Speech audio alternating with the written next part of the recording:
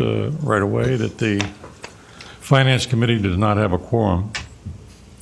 So this will be Utilities Commission only that can make recommendations and vote.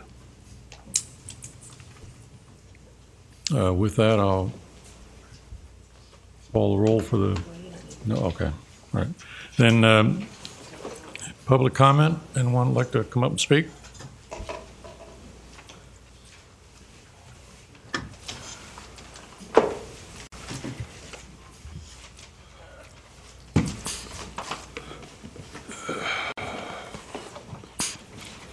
Dr. Stephen Faraday, Indian River County. My comments are based upon it being a joint meeting, so please excuse that part of it. Based on city emails late last week, Scott Stradley had discovered errors in the prior proposal calculations, which were being fixed over the weekend and would be presented for the first time at this meeting. The whole OUC proposal process is rush, rush, rush. Why? It's a new $1 billion OUC contract being run through in one day from the Joint Commission meeting to the City Council approval meeting tomorrow. This is worse than the original 2008 contract, where it took 2 weeks. Doesn't the city learn from its mistakes? Could also be a rush to get the deal and rates in place by October 1 in order to benefit incumbent council members. Is the timing of the decision politically, not rationally or financially motivated? Previously, there was a prior OUC proposal, for the prior proposals, there was a side-by-side comparison of the existing contract and the new proposals, which gave the public the opportunity to review these. This should be done again, and with the original contract and the various proposals that have arisen. That's not been updated in the past. We need this for purposes of having a side-by-side comparison for transparency, full disclosure, comparison of rates, and in order to know what the costs and the values are of the proposals, and time for consideration and input. Remember what President Reagan said, trust but verify. I asked the Commission to show common sense and vote against the proposals in order to have time for the public to know what is being proposed, reach a conclusion, and have an opportunity for informed comments. Mr. Wright has said that the new contract would stabilize rates, following fewer spikes over the next few years. Without the contract, customers will be subject to steady, more dramatic increases through 2029 when the current contract ends. Have there been any communications at all that have indicated with the city officials, Mr. Wright or others, which have indicated that there would be rate increases in the years in the current contract from 2019 through 2029? It's a very important thing to know. The OUC contract is for a longer period than its proposed new replacement, is less market price based, and has no minimum. But are these disadvantages to the city at this time? Staying with the current contract is another proposal which needs to be considered, costed out, and valued, and a new proposal proven to be better. If the OEC has not raised its rates since 2012, has closed its Stanton coal-fired plant, is considering closing its Stanton 2 coal-fired plant because of the Obama and EPA clean air restrictions, all of which will increase the probability of its needing to have a rate increase in the years 2019 through 2029, which it has to give notice to the city in the years 2015 to 2018 that it intends to raise those rates in the current contract. If the proposed OUC rate increase is rejected by the city has the opportunity to terminate the remaining parts of the OUC contract with 1 year written notice and with no fines or penalties. That's an important consideration, and that needs to be looked at this time. The site for this in the current contract is Appendix B, Section 1, Table 2, Paragraph A, page C13. The proposed new OUC contract sweetens this particular proposal to the benefit of OUC, gives them more time. Also focusing just on rates disguises other points which would, one, impose a minimum amount of power to be purchased and possibly block a sale of the shores portion of the system. What if the city doesn't need that much power in the future? With increased solar energy use, and remember, we've got 2 proposed Florida constitutional amendments coming up in the November 2016 election, and natural gas lines coming down from Sebastian. Discussions are already underway with a number of big city electric users to install new natural gas electric generators on site in order to avoid having to use city electric. This is outside of the city's control and would affect the minimus. The city also must give $6 to $7 million worth, as I understand it, of oil gas transmission interests to OUC as part of the deal. The city must give OUC the right of first refusal to the city's interest in the FPL St. Lucie nuclear power plant. And the city must get a proposal from FPL for backup to the power being taken offline and the city's additional cost. This study is supposedly supposed to be done by November 15th. You don't have all the facts to make a decision. Thank you. Thank you. Dr. Faraday, I wanted to say two things. One, I've asked for that comparison for approximately at least 3 weeks. The comparison, the summary comparison, I was very surprised that I did not get it, at least by this morning. And the second, would you mind repeating the section of the contract that you're referring to again? Sure. It's Appendix B, Section 1, Table 2, Paragraph A, page C13. That's under the current contract. I think under the last revision, I saw the revised contract. It changed it to page C14 because of amendments. Thank you very much.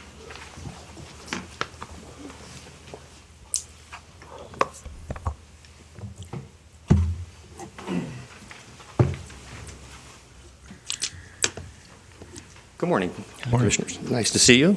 Nice day in Vero Beach. My name is Charlie Wilson, 3815 7th Lane. The reason I come up today is because you're considering a contract. We've been through a lot of these. If you look at our history, we're not very good at it. But what occurs to me is that more than you're going to be talking about the details of what's in these contracts, and frankly, most people know more about the details now than I do. But what I do see is the overall situation, the overall goals, and that's where I think we're coming into conflict, because we have conflicting goals. And the question is what is your goal? Is it to move you closer to utility independence, or to move you further away from utility independence and to lock down the forced customership of people who have no vote? The real question is which direction are you going, A or B? Because A has to do with the economy, working families, people who pay electric bills and pay higher electric bills versus the needs of very wealthy REMAR homeowners who want to make sure that they don't pay taxes on services, and it's much better for them to have people paying higher rates so that they pay less taxes. The question, that is the A and the B. Do we go towards utility independence, or do we protect those particularly wealthy families who may be one of the few that do not benefit from the sale of Vero Electric, mainly because their homes, if you've got $1 million home and you're only here 6 months, you don't use as much electricity. And so for people like that, particularly in the the REMAR neighborhood, and the Indian River Neighborhood Association that supports them, that is the reason that you have these conflicting goals. So my question to you is, which is your goal? The stated goal of the city is to get out of the electric business. We've even abandoned our past things. Since 1976, we've been saying we can have rates as low as FP&L. Well, we're not going to. We're at least now admitting that we're not going to. When we first started this conversation, we were talking about whether we should shut down the plant. We've abandoned that now because you're already going to shut down the plant. And those people are going to lose their jobs, where with the FP&L sale they would not have. So the real question is the city of Vero Beach and the city electric utility. The electric utility's entire business plan, unfortunately, is based entirely on deceit. Entirely on deceit. There is no volunteer subscription.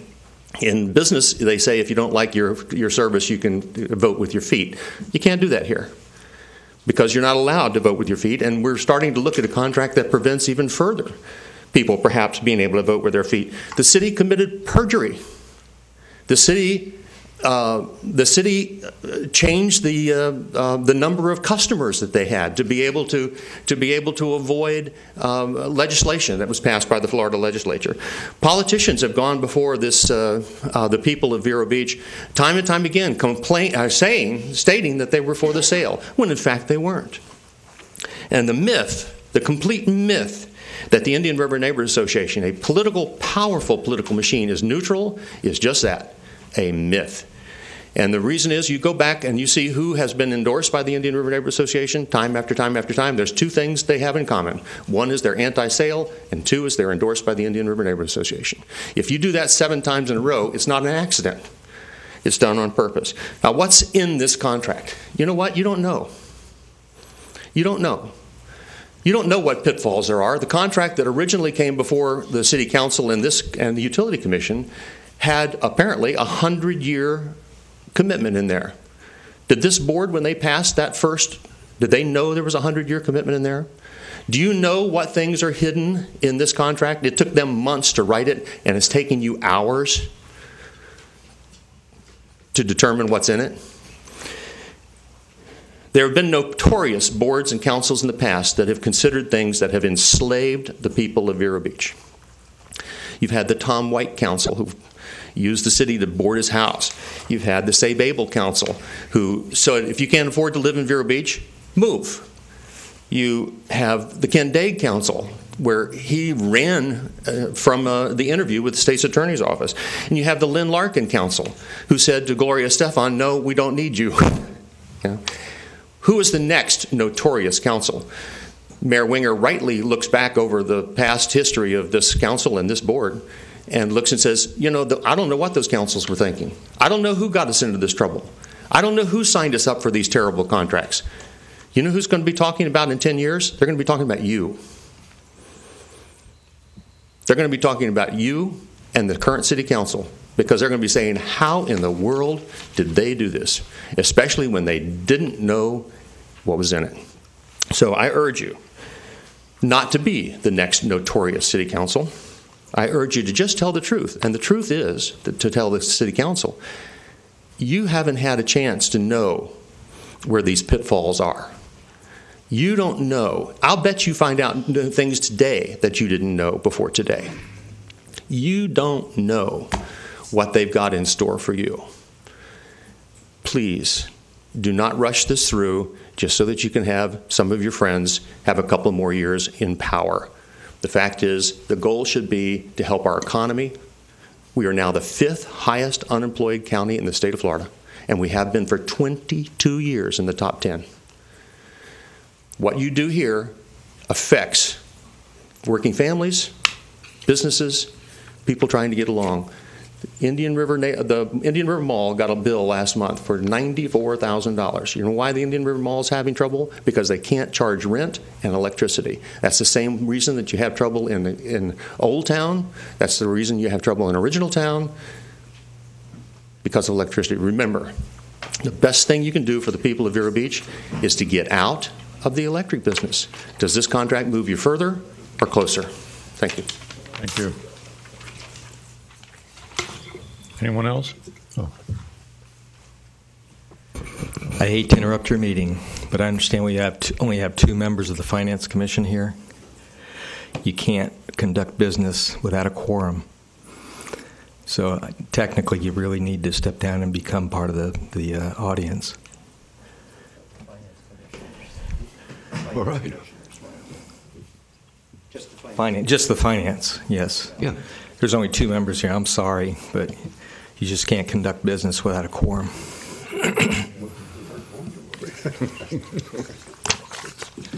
I take it you're not chairing the meeting, right? No. Okay.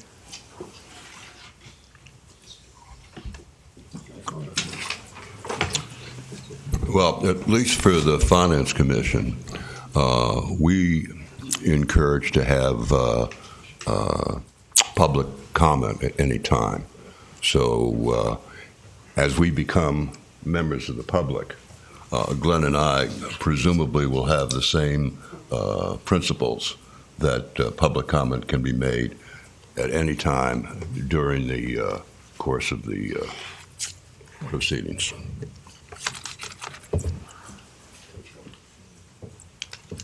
Mr. Chairman, do you agree to that that's how we'll run the meeting today? Yes, I agree. All right, thank you.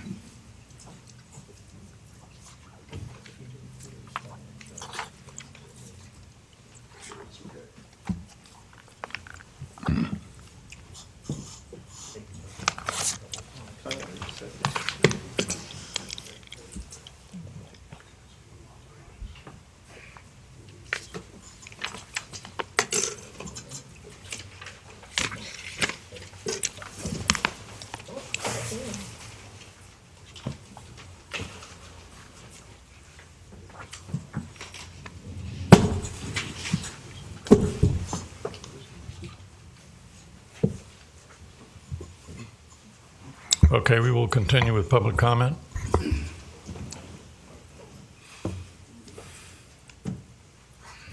Morning. Morning. For the record, Harry Howell, 765 Broadway Street. I'll make this so easy because a couple of gentlemen, Dr. Fader and Charlie Wilson, have pretty much done the work for me. And I think this contract scares me, and it's kind of like the Nancy Pelosi way of going about things. Let's pass it to see what's in it, and that's the simplest terms I can put it in. Dr. Faherty led us into a few of the shortfalls that it likely has. There's probably more, and I encourage. I don't want to see this contract signed. I just want to go on record for saying that. That's all the time I need. Thank you. Thank you.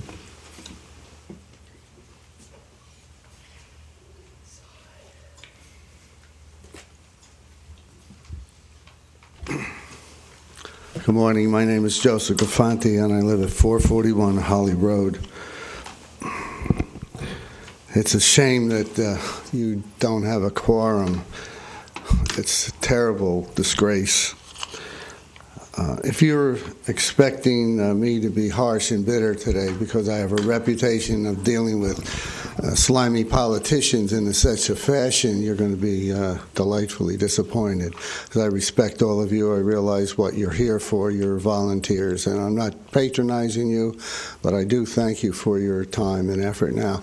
I hope you give me some latitude because, again, I'm not paid by the city of Vero Beach or anybody to do this kind of thing, so you'll have to bear with me because I'm really not that well prepared, but I'll do the best I can. I gave you a handout, two of them actually. The first one, it says electric issues may heat up council, and it doesn't show on your copy, but that came out of the Press Journal Sunday, February 14th, 2010, so you might want to jot that down for future reference. The other 2 pages are the unaltered, as best I can detail. I didn't alter it. I see there's something there that I don't understand, but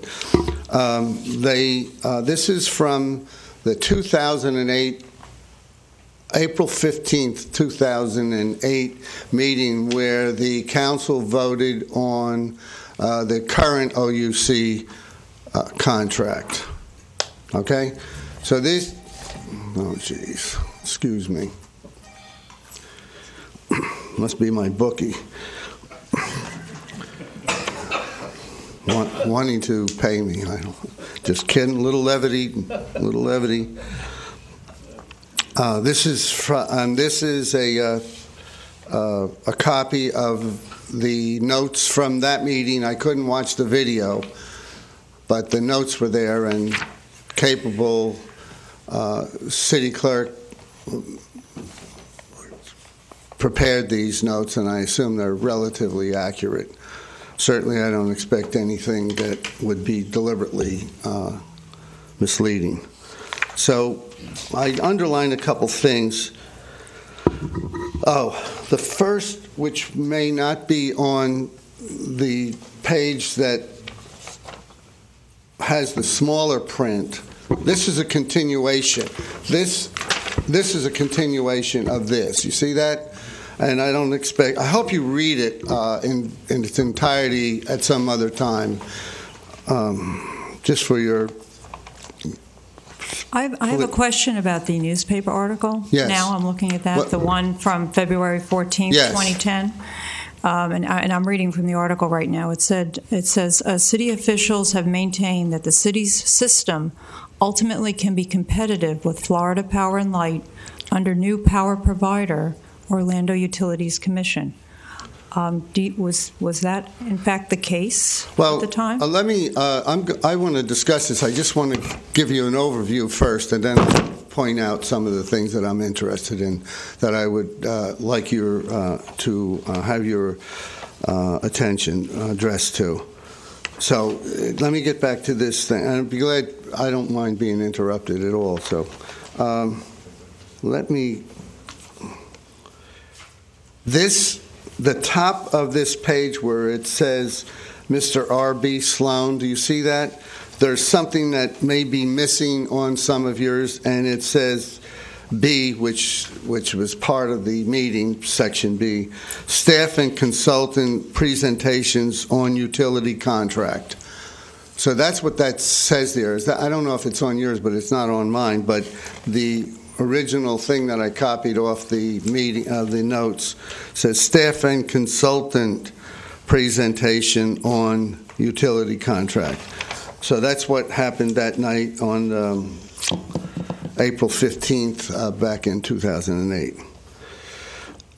I want to point out a couple things. Members of the OUC, or Orlando Utilities Commission, were present at this meeting. At no time did they stand up and say, wait a minute, you got that wrong. That didn't happen. It's not recorded in the notes, and it didn't happen. So whatever was said at that meeting, you would assume that would be accepted by OUC. And the chairman of the Utilities Commission. Okay, but there were three people, it says here, that were from the Orlando Utilities Commission. This guy, the chairman of the Utilities Commission, by the way, may I ask if any of you were on that commission at that time back in 2008? No. I was. Okay, good. You're off the hook. Because they voted for this unanimously. Okay? The Utilities Commission. Members. Pardon? No. We have two members that are currently serving on the Utility Commission that were on that Utility Commission, but unfortunately they're not here today. Well, they're fortunate for them. Fortunate, perhaps. It'd be very embarrassing if they were here, for them, not me. I don't get embarrassed. I should, maybe, but I don't. He knows that things will get better. This is the Utilities, Chairman of the Utilities Commission. His name is Lee Everett. He knows that things will get better in the future because they don't have to rely on the price of the gas prices like they do today. Well, back then, and I'm not quite sure, I'm taking a stab at this, but gas was around $10 per unit. I think that's 10,000 cubic feet. It's measured by a volume, I suppose, and under certain pressure, I guess. At any rate, today, the last time I checked, which was yesterday, it was $2.47, less than a quarter of what it was when this guy was saying that, well, we don't have to rely on gas. Later on, down in this on this page, it says, he also said being attached to coal is a significant advantage. And I think Mr. Wilson just addressed that. Unfortunately, I apologize. I didn't mark yours the way I just marked mine when I was sitting down here. But that was Sloan that said that. And by the way, most of these people have disappeared. Tom White, Abel, the city council members that approved this, they may be around in Vero Beach. The main culprit of this whole thing is, I don't have to tell you, it's Nason, who really wasn't directly involved with this. But the reason why we're here today is because of a guy by the name of Nason. And the damage that he did financially to the city of Vero Beach is irreversible. Well, you know, I'm not going to take too much. It's a shame that I'm not prepared to better. Well, let me get back to this article on the this nice late. Laura You're not Moss. old. You're not young. You're young. Pardon. What's your name? Laura Moss. Laura Moss. It's a she address. If you look at that, at the bottom of the first column, it says Florida Power and Light. In the meantime, continues to have rates 30% or more lower than the city's electric rates. This is 2 years after they signed, the city signed about 2 years, signed the contract. Now that's 2010. 5 years later, the rates are still the same. Now, some reporter accused me of using hyperboles to express myself. Well, that's a manifestation of of the writer's ignorance, because what I do is refer to differential equations, and I'm sure you're all familiar with them, and the notion of a limit and extrapolation, et cetera, and asymptotes and blah, blah, blah. And I use extremes to understand where you're going with this. And it's a common phenomena in math. And I'm not a mathematician, and I don't pretend to be a very intelligent person or very knowledgeable for that matter. But I do know a couple things. And so when I use extreme comments, make extreme comments, it refers to my math background that was so long ago that I was involved with. Okay, so let me just sort of like wind up here. One of the major problems that you have today, okay, so why I said that is I'm looking at the past. And what's changed? Do you think that the people elected in office right now are any different from the people that were there 5 years ago, 10 years ago, 20? This is the same type. I've been following these people for over 25 years. And with a background of Machiavelli and Eric Blair, who you may know as George Orwell, I see what's going on, and I can deduce and surmise how these people work. In fact, I've made predictions based on past performances of how the politicians behave, how people behave, and people have come to me and says, I can't believe it, how correct you are. I'm not going to share the specifics with you because some of them are here in the audience, and I don't want them to know what I know about them. What's one specific thing that bothers me is there's a Florida Power and Light transmission study that's supposed to take place, and the result, and that's whether or not they can transfer power across their lines or somebody's lines, and how much it's going to cost. We don't know that. Are you familiar with that? I read that in the paper. I only know what I read in the paper. We don't know that. This is the study? This morning. We just received so this now this you got morning. a study this morning that the public isn't privy to. Thank you very much. I appreciate it. This is a draft. Okay, so you don't have the study. We know what drafts are about. They change constantly, just like the way the tide comes in and out. Unfortunately, the current generally goes against the city of Vero Beach. So that should prevent you from, that alone has standing to keep you from approving this, recommending this OUC contract. The other thing is, if this contract is approved, and I'm pretty sure it will be tomorrow, based on the quality or lack thereof of people that are elected that the public puts in office, if that does, we're essentially turning over the sovereignty of the city of Vero Beach to a bunch of gangsters over in Orlando. That's what we're doing with this contract. I made an accusation months ago before an audit was made that the FMPA people were nothing but a bunch of gangsters. That was my accusation, and guess what? The head guy over there, Nicholas, whatever his name is, he had to return money because he was buying flowers for his wife or his girlfriend or his boyfriend or all three of them out of our rates, the money that we send over there to FMPA. So you're dealing with gangsters. Oh, and I at some place it says in here that in the minutes, somebody made reference to a healthy relationship between OUC and the city of Vero Beach. That's the complete opposite of what it turned out to be.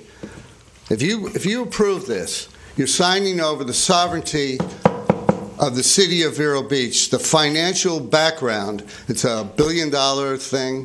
If you approve this or recommend this, we're doomed. The city of Vero Beach is doomed. Now, I know there's a lot of wealthy people in here who don't know. I'm almost finished. I know there's a lot of wealthy people around here, just as there are everywhere, and they don't care if their power bill is $500 or $800 or $1,000 a month.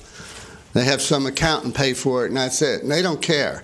But it's the rank and file, the little guy that is suffering. And the businesses are suffering too because of what somebody just pointed out about the mall out there. And by the way, it was Sandra Bow Wow that opposed Gloria Estefan coming to Vero Beach and not Lynn Larkin. I believe that's the case. So thank you for listening. I'm sorry again. I apologize for maybe the third time that I'm not that well prepared, but I appreciate your time and your effort for what you do. Thank you. I'm sorry to interrupt, Mr. Chairman. I have a point of order, if I'm allowed to make a point of order. I have a point of order. This meeting was advertised as a joint meeting of the Finance Committee and of the Utilities Commission. This meeting was called to order and became a meeting only to find out that there was no quorum. The question is how can we continue an advertised meeting when there was no quorum when you opened it up and found that there was no quorum? You haven't closed the meeting and had a separate meeting with utilities. Just because you announce it doesn't mean that you have advertised this properly. My suggestion to you is that a motion would be in order to close this meeting and postpone this meeting until either your next meeting or the next call meeting can be made of the joint utilities and Finance Commission. There are 5 of you here. There are enough of you to take that vote. If you postpone that meeting, the City Council tomorrow will either have to pass this without having the Utilities Department and the Finance Committee weighing in. It is my suggestion to you that a motion to postpone, to adjourn this meeting and postpone to a time, maybe your next meeting or before when the City Council calls it. And if you can find 3 votes to postpone this meeting, it will postpone the City Council's consideration, at least consideration with the joint utilities, since you have no quorum of finance. If I may suggest as a point of order to whoever is now the chairman, is that you should entertain a motion to adjourn this meeting until a future date. I want to point out that you're paying this lawyer hundreds of dollars an hour to be able to talk about something that you cannot vote on. Thank you. Thank you, Charlie. Well, I think he raises a point that if the City Council votes tomorrow without our recommendation, I think that is a worse outcome. So I would suggest that we continue this Utilities Commission meeting. I would like to take our attorney under advisement if he's can come down. Can we take the recess and get Wayne down here? Yeah. Pardon? Yeah. Well, it should be the city attorney, right? The city attorney should give an opinion. I was going to say exactly the same thing. Let's see if we can't get Wayne down. I want to hear. I hear Charlie's suggestion, but I want to get the response from our attorney. Okay. Well, let's take a break and let him come down. Okay. Take a 5-minute recess. Can I say something in the meantime? Sure. Unrelated. Well, we're rating, Mark Mutual, 617 Indian Lilac Road. It's kind of along the same lines. It seems to me that one of the big elephants in this room is the gas contract that was formerly valued at $10 million that we're giving away the minute that this contract is signed. And I would like the Finance Commission, I'm sure Cindy can answer this, but I would like the Finance Commission's expertise to what's the word I'm trying to thinking of? Assess the impact of the loss of a $10 million asset versus, which is not a cash flow item, versus the cash flow savings of perhaps that much in the first 2 years of the contract. In other words, if the $10 million was a cash item, it would wipe out the first couple of years' savings in this contract. So I'd just like everybody to consider that, and I would have liked to have heard the Finance Commission's comments on that matter as well. Thank you. Thank you.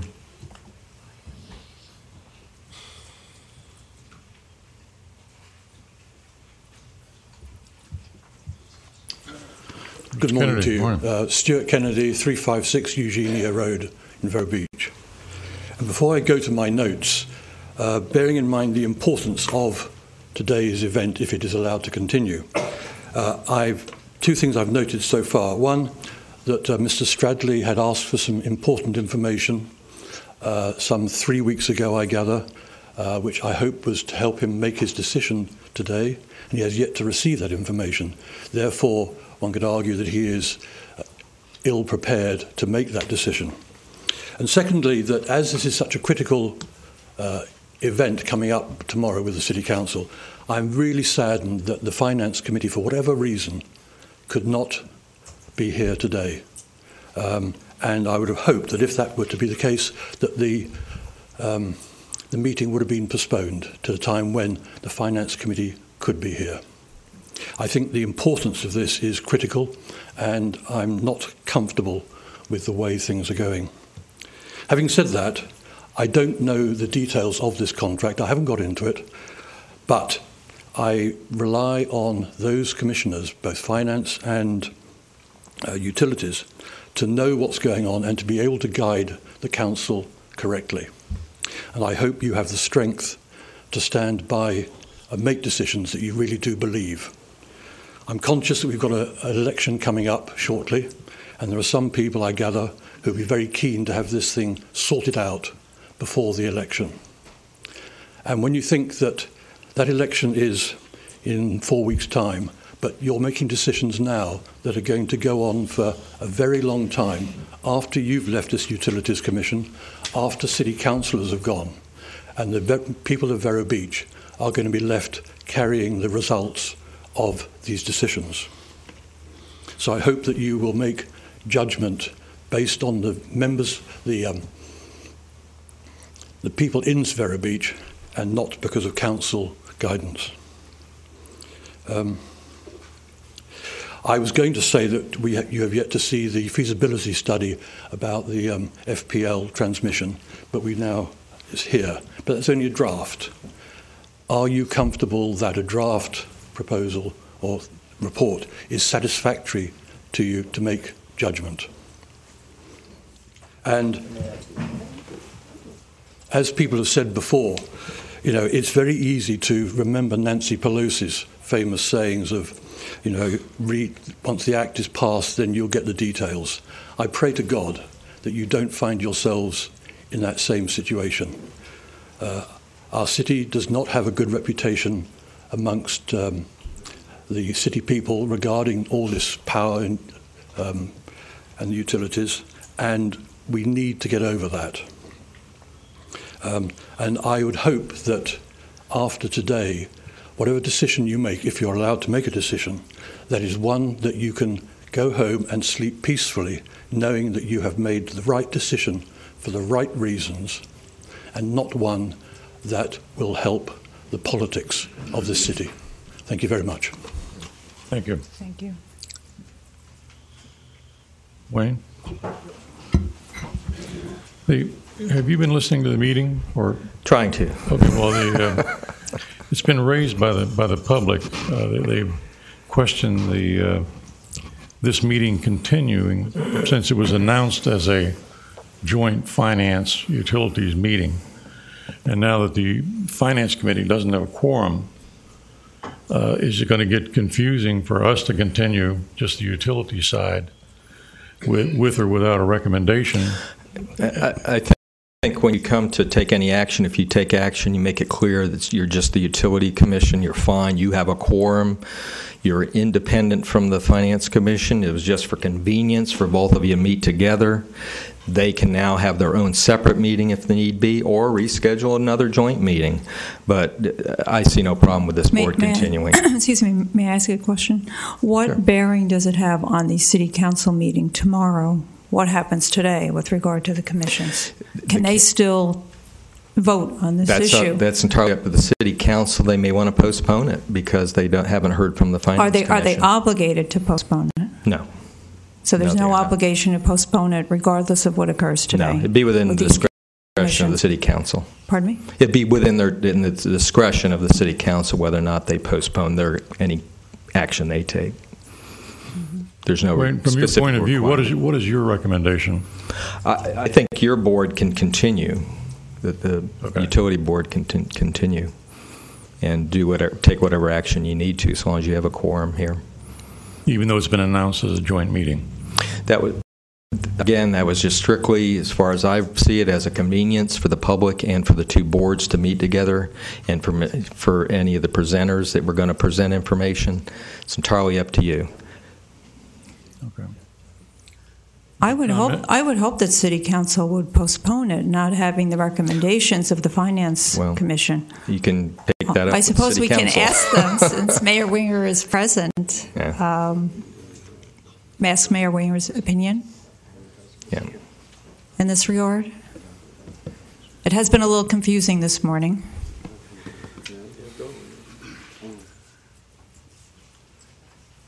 Yeah, Joseph Gafanti again. I neglected to tell you about a very important thing that happened and I don't have my notes in front of me, but I do have notes on this at home. On a Tuesday, the City Council had a meeting, and it was presented to them an outline or a summary or a synopsis or some piece of paper, which I've yet to receive, about the contract that's before at issue now. A week later, I found out about this, and I asked, it was a Tuesday, this is recently, I asked for a copy of the contract, which is now before you. Sir, the contract is out on the website. It wasn't, have it right excuse here. me. That's it, thank you. I asked the city clerk at that time, and Ms. Vach is here right now that she can verify this if you have any doubts about what I'm about to tell you. I called her a Tuesday, and I asked her for a copy of the contract because I thought they had an outline or a synopsis or something. I still don't know what that document was. That was a one-page thing that was presented to the City Council on a Tuesday. I think it was the second meeting of the month, but that doesn't matter. So I asked for a copy of the contract. The city clerk told me that afternoon, Tuesday afternoon, a week after the synopsis, that she didn't have a copy of it. Well, lo and behold, and just by chance, the next morning, Wednesday, at about 10 after 9, the city attorney sends her a copy.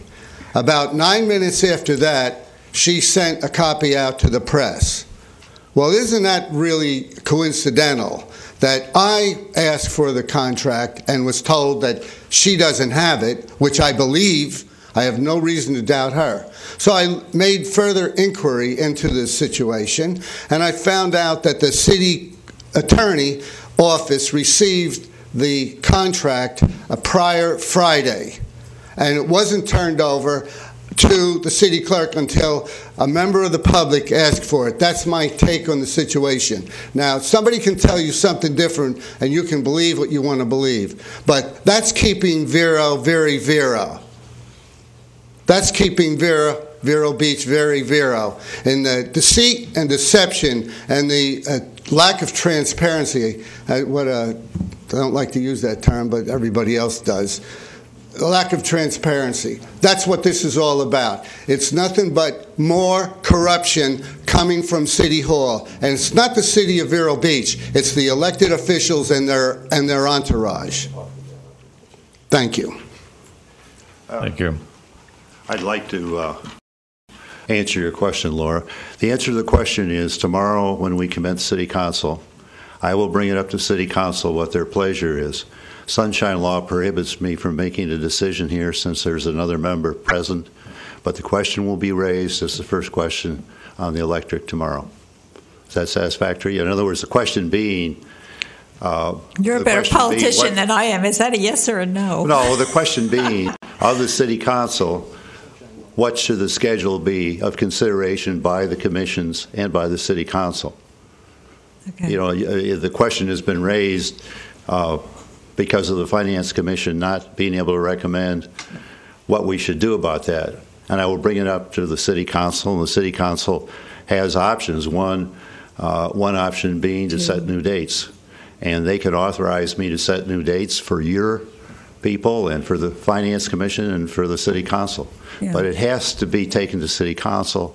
I wouldn't do it here, and I wouldn't comment my own feelings because there's another member of City Council present.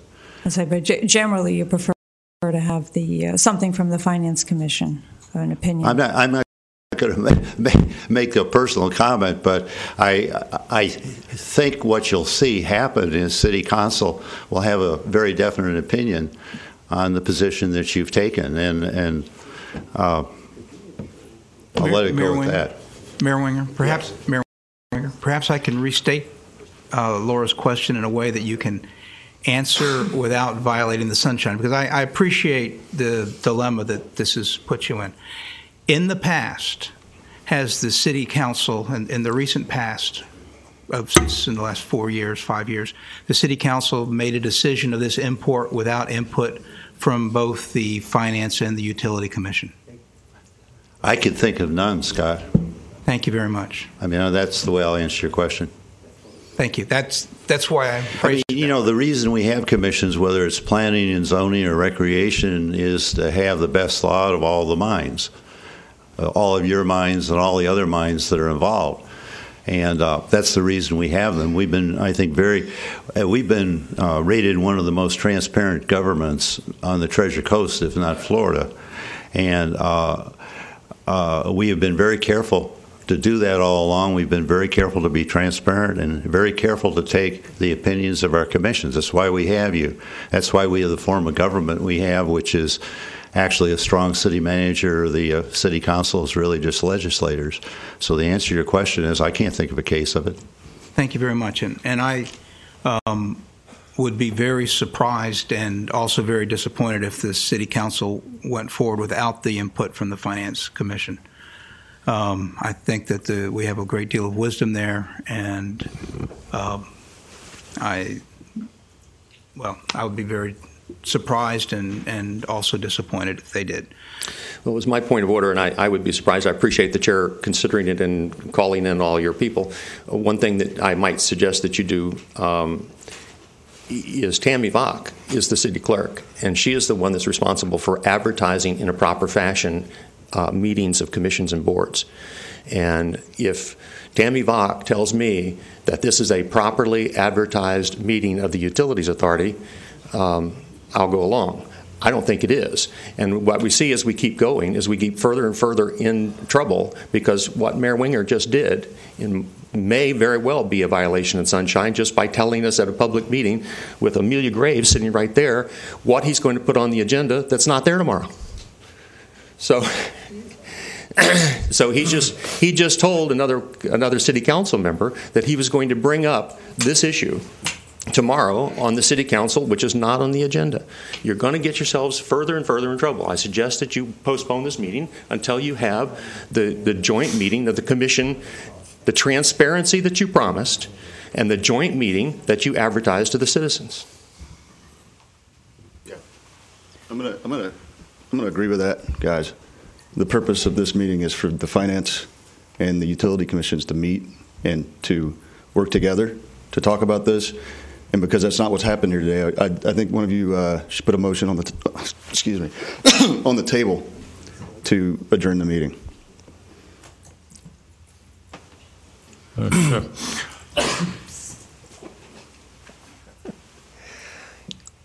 I'm just going to offer a suggestion. Your city attorney has told you that you can continue the Utilities Commission meeting. It's properly noticed. You can continue the meeting and not take action. There's some discussion about that. That's fine with me. You know, you can put the meeting off till next week. You can put it off for 2 weeks. If you put it off till next week, OUC has agreed that we can start billing under the new PPA if council approves it on October 15th. If you put it off to next week, you can vote. They can do it, probably, almost certainly. If not, if you put it off till the 19th and 20th, billing can start on November 1st. You're leaving some money on the table by missing that 15 days of the lower demand charges, you know, against $120 million of savings, net present value. It's not a lot of money. You can do that. All I would say is, I will tell you, I think continuing this meeting, even if you don't take action, even if you go into it with the idea you're not going to take action, is a good idea because we're all here. You've got a bunch of information in front of you. You've got me. You know, I'm dressed up right now with some place to go, and I think we can work through a whole lot of this today. I think what Chef said, it's your call. But I've told you, you have properly noticed meeting. Minutes are being taken. It's open to the public. Public's getting lots of chances to speak. You can go forward with your meeting for the Utilities Commission. We should absolutely go forward with this meeting. Well, if there's no motion, I'll make a motion. I think we should it's a discuss it total. and go on record. Pardon? Okay. I will make a motion for adjournment and to reconvene at a later date when we can meet with the joint committee with the joint Finance Commission meeting. I think it's a completely different meeting when we meet with the Finance Commission. Is there a second? There's a motion? Yes, I'll second it. All right, Mr. Chairman, I'd like to open the motion for discussion. Number one, we have an opinion from the city attorney that it's proper to go ahead with this meeting. I agree with him. It's just for convenience. These are two separate legal entities. There's been a discussion. There's been a lot of talk in the public about this contract. We have Mr. Wright here. I have a lot of questions to ask about the contract. I've probably spent 30 to 40 hours over the past couple of weeks going through this contract line by line. And I want to be able to ask those questions because we could be in a situation where the city council goes ahead and they have no input. I think there is a thought process on part of some of the public that will, by us adjourning, that will delay the vote tomorrow. I don't want to take that gamble. I want to lay out my concerns or get questions answered by Mr. Wright and the city manager about this contract, so they're out there in the public domain, so that we can turn around, so other people can say, okay, this has been brought up. Maybe there needs to be a follow-on question. To kind of bury our heads in the sand, not go ahead and do this meeting under the hope that on the part of some people that it'll just be another delay of this is, I think, absolutely the wrong approach to take. George, you have a comment? I don't have any comment, no. Somebody wants to call the motion, I'll vote on it. Well, I've also prepared and spent a lot of time going over the contracts and have a lot of questions. And I'm also would like to have a little bit more time to prepare and review the numbers, which, by the way, for the record, the summaries were delivered to us this morning that I had asked for. They were actually in the middle of the Mr. Wright's presentation, so I missed them when I scanned through them real quick this morning. I would like some more time to look at these assumptions and actually perhaps have a chance to talk to the staff before a meeting. I've had a lot of questions. I probably sent out, I don't know, less than 20, I think more than 10 emails to you, Jim, the last month with raising questions and issues, and some of them have been answered, some have been answered satisfactory, and some have yet to be answered. Well, that's what the purpose of this meeting is. I agree. That's what the purpose of the meeting is for, and I'm willing to go and also anxious to delve into it, but I'm not sure that we should rush it. And there's new information that has been provided to us this morning that we could look into. So that's my input. Well, I'm prepared to go ahead and discuss it, with the exception of the material we just received. All right, let's take a vote on this motion. Yeah. Call it? Yeah. No, Mr. Chair, you're having someone say that the public gets to speak on the motion, and that's not proper at all. You have a motion on the floor. Discussion is over with the public.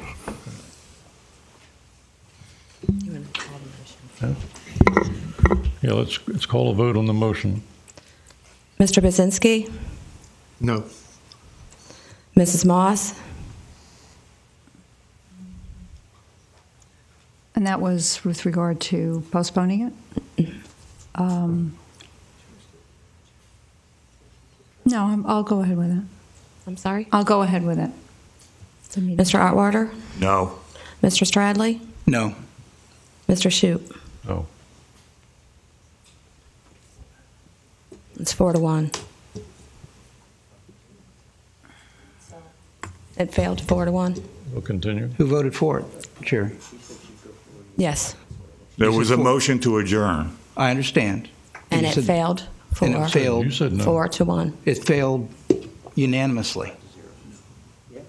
No, Ms. Moss said yes. I'm sorry. I misunderstood her then. It has gotten a little confusing this morning. I apologize. I apologize. Regardless of 5-0 or 4-1, it goes forward. All right, back to public comment. Yeah, it's odd that, Mark Mucher again, it's odd that we had a motion on the floor during public comment that we couldn't comment on. Public comment hasn't been adjourned yet. But if I could give a little gray-haired advice, I would encourage you to go ahead and discuss it since everybody's here. Ask and answer and get questions answered. I think it's important, since a joint meeting was called for, that the Finance and Utility Commissions feed off each other and learn from each other and interact. So I think the recommendation out of each commission will be better after that interaction.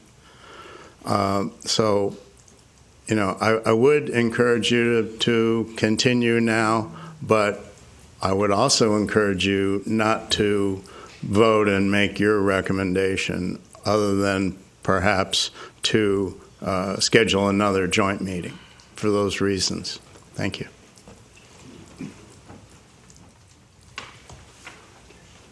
Jerry White, 20 Southampton Terrace, Indian River Shores. I would caution you to thread very slowly. Make sure you cross all your T's and dot your I's, because you're going to be subject to unbelievable scrutiny by the community if you rush into this. If you don't have your ducks in order and properly vetted meetings with Finance Committee and Utility Commission, you're going to be subject to a lot of criticism, and in the end result, there'll be doubt again, and you'll be subject to, again, criticism that may not be warranted. Please go slowly, analyze everything, Cross all your T's, dot your I's before you make a decision. Thank you. Thank you. I'm Glenn Bravon. I am on the Finance Committee, and I too am disappointed we only have 2 of the 5 members here. I will tell you, though, the cross-fertilization of ideas of having a joint committee is really important. I'm not the utility expert. The utility experts are here. Many of the questions that come up in the contract, and I, too, have spent an awful lot of time on the contract, but many of those questions that come up are way beyond my capacity as a finance guy. It's the utility questions. And I was looking forward to that thought process and that interplay of ideas and clarification that I thought I would get. I think it is disappointing. We spent an awful lot of money with our lawyers and bringing them to town, and now we can't tap into the information. But we will never get the chance to fertilize ideas if we do it individually. I can tell already that I, as on the Finance Committee, will lose information that I should be getting. We can sit here and listen, but we're not getting the same input of data. I understand the cost benefit of doing it now. We've got all the people here. But in the long run, that's a low cost versus the importance of this contract. So I, too, would sort of suggest that we should hang tough and postpone it and get everybody here on time appropriately. Thank you.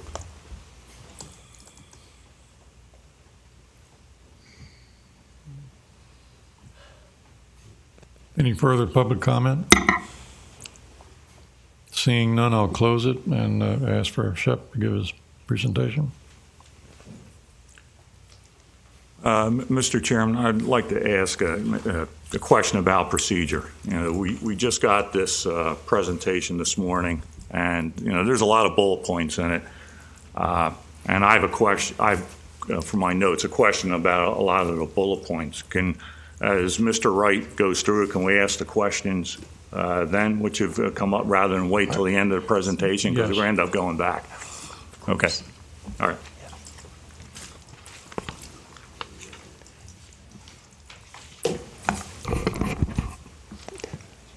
Thank you, Mr. Chairman, members, citizens. As always, I'm glad to be back, and I'm perfectly happy to be interrupted anytime. For the record, tell us who you are. My name is Robert Scheffel Wright. I'm a partner shareholder in the law firm Gardner, Bist, Bush, Bowden, D. Lavia, and Wright in Tallahassee, and I'm the city's special utility counsel. And I'm proud to be here and glad to be back. Thank you. I'm happy to take questions anytime. I'm going to say one thing. I'm expecting a call from your utilities director, which is why I've set my phone here. It's on vibrate, but hopefully I'll hear it.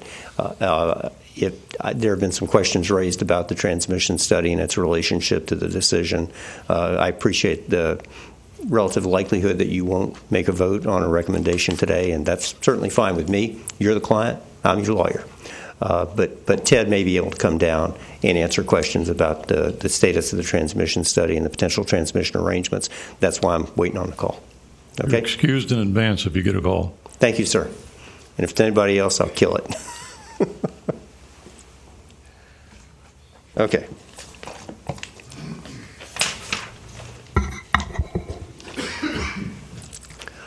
Okay, you all do have a packet of information. You have had the red line and the clean version of the PPA for 2 weeks. It was sent out late in the day, 2 weeks ago today. And I'll just walk through what I was going to say, and we'll see. My mind is open, and we're transparent, and if things come up today that make me change my mind, they'll change my mind. But here's where we are right now. Staff have met and considered all of this, and we would recommend that you accept the new OUC PPA with the levelized demand charges as set forth in the new PPA. And they're not 100% levelized. What they do is they are tilted, and they fluctuate from year to year to complement known changes in future city electric costs, so as to do principally so as to provide a stable cost and total cost and rate trajectory over the 8-year period of the new PPA. They do have a slight additional benefit. It's not big money, but there is a net present value savings using the city's discount rate. There's a net present value savings of $397,000 to use these tilted, levelized, as we call them, demand charges, as compared to using the demand charges originally proposed by OUC, which start at $83.31 a megawatt month and escalate steadily till they plateau at $11,038. So, just so that's why we're recommending levelized. The issue here, in my macro view of the world, the issue here is what can we do given the facts on the ground. You got 4 power supply contracts. 3 of them are the FMPA contracts. They've been validated by the courts of Florida. I don't see them going away. I cannot envision a scenario in which any court would invalidate those contracts under any scenario. You'd have to, hypothetically, there could be a refinancing of all the FMPA debt or something like that that could make them go away and be refinanced and so on. Even that, I'll tell you, that stretches my imagination very, very thin. The idea that a court's going to undo something that the courts of Florida have validated formally is, the probability of that is as close to zero as you can imagine. So you got a 4th contract. You got the existing OUC PPA in 2008. It is what it is, and I don't see any reason for us to talk about it. I'm happy to if you want to, but I don't see any reason for us to talk about it other than to say it is the bogey. It is the base case. It's what we have to deal with on the ground. And so the question really is, stick with the existing contract or the new contract, or you could think about going back to market. We have shrunk the new deal with OUC shrinks the difference. It's still positive. You could still hypothetically, if you could get through everything and prevail in litigation, you could come out better by going to market. When we lined it up, we feel that the cost differential is low enough, the risks are great enough. And frankly, I'll be very, very blunt, the reputational issues that surround protracted litigation with OUC are not worth the fight. That's where we come out. Certainly counsel could make a different decision. So really, when you say the reputational issues, what do you mean? Because I looked at, if you look at OUC, when the city put the bids out for the RFPs, they threatened torturous interference suits against anybody to bid. So, I look at their reputation as being a bunch of bullies on this, and so I'm trying to understand where you're coming from on that point. Thanks. It was going to be a train wreck from both directions, to be very blunt. After this all happened, and whether it happened because we issued the RFP or not, after it all happened, we got additional concessions from OUC of several $1 million. It shrank the difference between the go-to-market case and the other case. There are some folks at FMPA and other municipal utilities around the state who don't like us, to be very blunt. Well, I don't think we like them, but you look at how FMPA has been run, but that's a subject for another day. And it is, and it's a different issue. But realistically, leaving aside the train wreck, there'd still be delay, there'd still be a lot more legal expenses, uncertainty, and risk. That's in economic, and just only on the economic issues. That's, in my view, worth not doing it. And I was going to make a crack about me being one of the beneficiaries of going the other direction, but I don't. That's not how I work. Well, I appreciate that's not how you work. However, my position is I came to the last joint Utility Finance Commission meeting and was convinced by you and staff that going to market was the best option. And there was a significant financial difference. We were also led to believe that OUC was not going to have a litigation objection to it, that there was some discussion about how we were going to pay them the $50 million, whether we were going to pay it to them over the remaining terms of the contract or whether we were going to do it up front. And that was the only area that we were anticipating any litigation. We then got that, and I agree, the letter seemed very much like a bully. And I thought your response to it was masterful and made me feel very confident going forward that OUC did not have much of a ground to stand on, particularly the comment in the OUC's letter where they said that $50 million isn't the maximum amount of damages, and your response, as I recall, and I'm paraphrasing, and feel free to correct me if I'm wrong, that a contract that states the maximum amount of damages under a contract is $50 million, that's a pretty ironclad term to state the maximum amount of damages under the contract.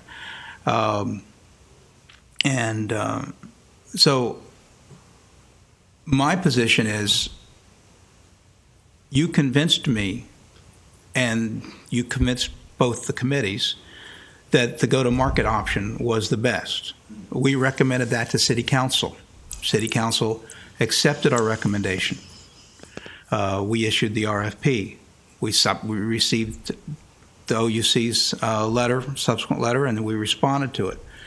And they did come back, as you say, with a little bit, the numbers a little bit better. But I noticed that you've also made the go-to-market numbers a little bit worse.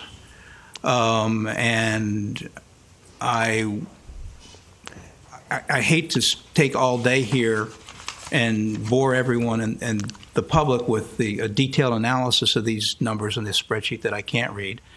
But I need to be convinced and I need to understand. First of all, I need to understand the logic that led staff to change their opinion and change their recommendation. And then, of course, then I need to be convinced of that in order to recommend going forward. With respect to the other contract, you said that the base case is there. Well, there are some issues in the base case contract that are disadvantageous to us. That at this point in time, since we've opened up a process of amending it, I think there's other areas that we should look at and perhaps amend or attempt to amend. And as we go forward, we can discuss those. So I would appreciate that if you would and make your presentation in such a way to understand that you convinced me, go to market. You convinced the committee, go to market. Now you've changed. And I have seen no information in what I've received over the last month that would cause me to change my opinion. So this is your opportunity. Thank you. I misapprehended OUC's reaction. I did not expect this to turn into a litigation train wreck. It did. I was wrong. Regarding the changes in the numbers, you're correct. And actually, it was your insight into the misapplication, your Mr. Stradley's insight into the misapplication of the Big Blue continuing costs that led us to redo this. But if you look at, it's about the fourth slide in, the numbers for the go-to-market case are worse. The numbers for the new PPA case are also worse by a corresponding amount, because very recently, after the new budget was finalized, we got new, better numbers regarding the continuing costs of keeping Unit 5 of Big Blue running till next July that actually increased the cost under both the new OUC PPA case and the go-to-market case, which in turn flipped the savings by roughly $7 million. So where it was our August estimate was about $142 million saving go-to-market, about $126 million new OUC PPA. It's now $135 million and $119 million correspondingly. But both cases are equally impacted. And I just did articulate why we've changed, and I articulated that same thought in August, I think it was August 18th when I was here, and that is, I misapprehended the OUC reaction. They did give us significant additional concessions, several million additional dollars, and the cost of delay and litigation expense and litigation risk are the factors that led me and us to change our recommendation. I agree with Mr. Stradley, but in addition to that, the last time we had a joint meeting to discuss this, it was primarily about lower rates and a shorter contract. And now, having read the different versions of this contract, it brings in many other things, and it remains unclear really what will occur. It seems as though we are exchanging or ceding authority to OUC with regard to gas transportation, the general entitlement contracts, and also the power plant. And none of that previously had come up before in discussion. Talking about it at the joint, I reviewed the minutes from the June 9th joint meeting, and none of that had come up for discussion. The main changes in this contract really are on the next slide. I don't know how to do this. That's right. Yay! And I am going to loop back, I hope. If I don't, pull me back in, okay? The main changes between the new PPA and the existing PPA are a shorter term, 8 years, a 6-year shorter, 8-year contract instead of 14. Lower demand charges or capacity charges for the base power product. And there are some examples shown. As I mentioned earlier, we fluctuated the demand charges, and OUC was agreeable to that because it produced the same net present value to them. We fluctuated them to take advantage of, in particular, 2 known cost shifts in the city's future, the retirement of the Stanton debt in October of 2019, and the roll-off of the city's debt in fiscal 23. And of those, we only have control of one? We have total control over the roll-off of our debt. We have partial control of the roll-off of the Stanton debt, in that we are one of the owners of virtual owners. We are one of the owners of generation entitlements of the Stanton project, which is the Stanton 1 project. I've talked numerous times with folks at FMPA. There's no indication that they intend to issue any new debt with respect to Stanton 1. There's no apparent reason for them to issue any new debt with respect to Stanton 1, and so it looks like that's going to come to pass. It is the best information that we have available, and accordingly we have modeled it that way. And we've tweaked the demand charges to complement that so as to provide a relatively smooth cost and rate trajectory on a total basis. To skip to the bottom line, look, these are forecasts. Things are not going to be as projected. The 2 big variables, as I have said all along, that we don't really have control over are our sales and the price of natural gas. Significant changes in either of those variables will change the results. We've done the best we can with what we've got. We will know what our demand charges are going to be. We won't know what our energy charges are going to be until OUC's actual energy charges are known as we go forward in time. No utility knows what their energy charges are going to be going forward, except to the extent that they've hedged their fuel cost, which typically is 50% or less for 1, 2, 3 years, something like that. But with what we've got a projected rate trajectory. If everything holds still, that's going to leave you with rates in 2023 that are 0.5% higher than they will be on December 1st. I appreciate that, and I appreciate that we are forecasting the fuel.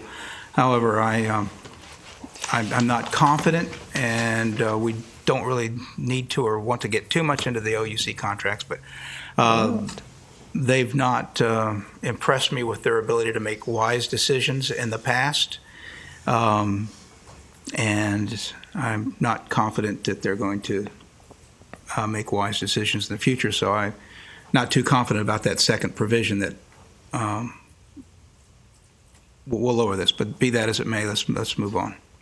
Well, I share your concern on the base capacity demand charge, because if you look on the August 26th, or I guess it was August 20th draft that was sent out, for January 17, from January 1st of 17 to December 31st of 17, that was $8,851 per megawatt month, and now it's up to $10,192.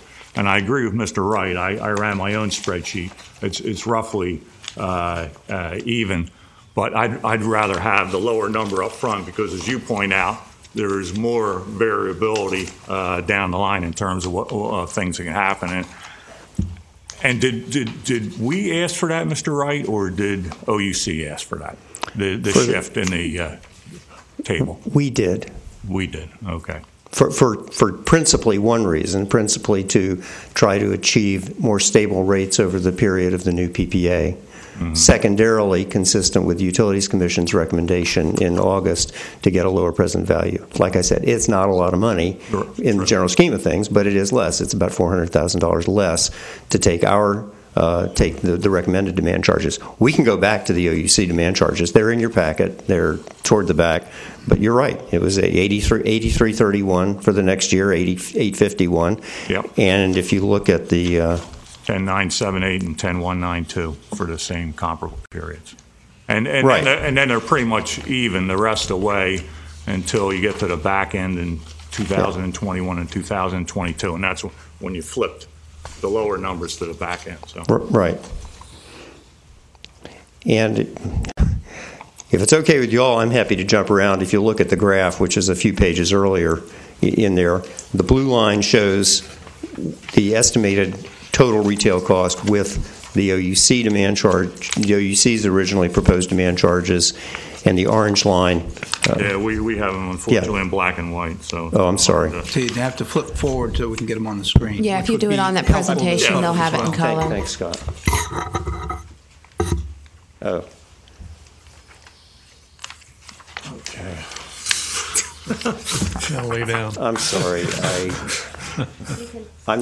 Can I rotate it?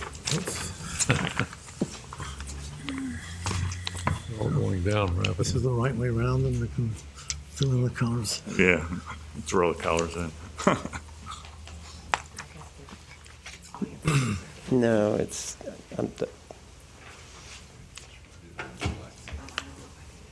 Okay.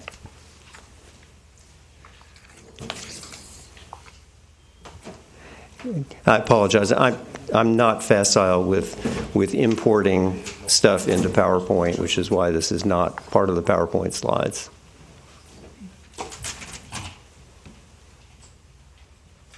Oh, yay. Oops, no.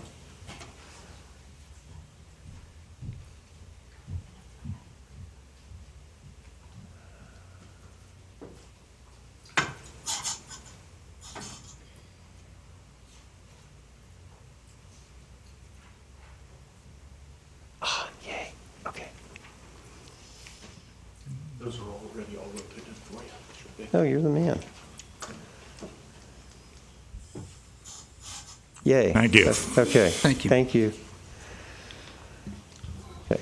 So the blue line is what the estimated retail cost per megawatt hour would be with the OUC original proposal. The orange line is what it would be with our recommended quote, levelized, unquote. It's not really levelized. It's stabilizing, levelizing demand charges. And you just see it's flatter.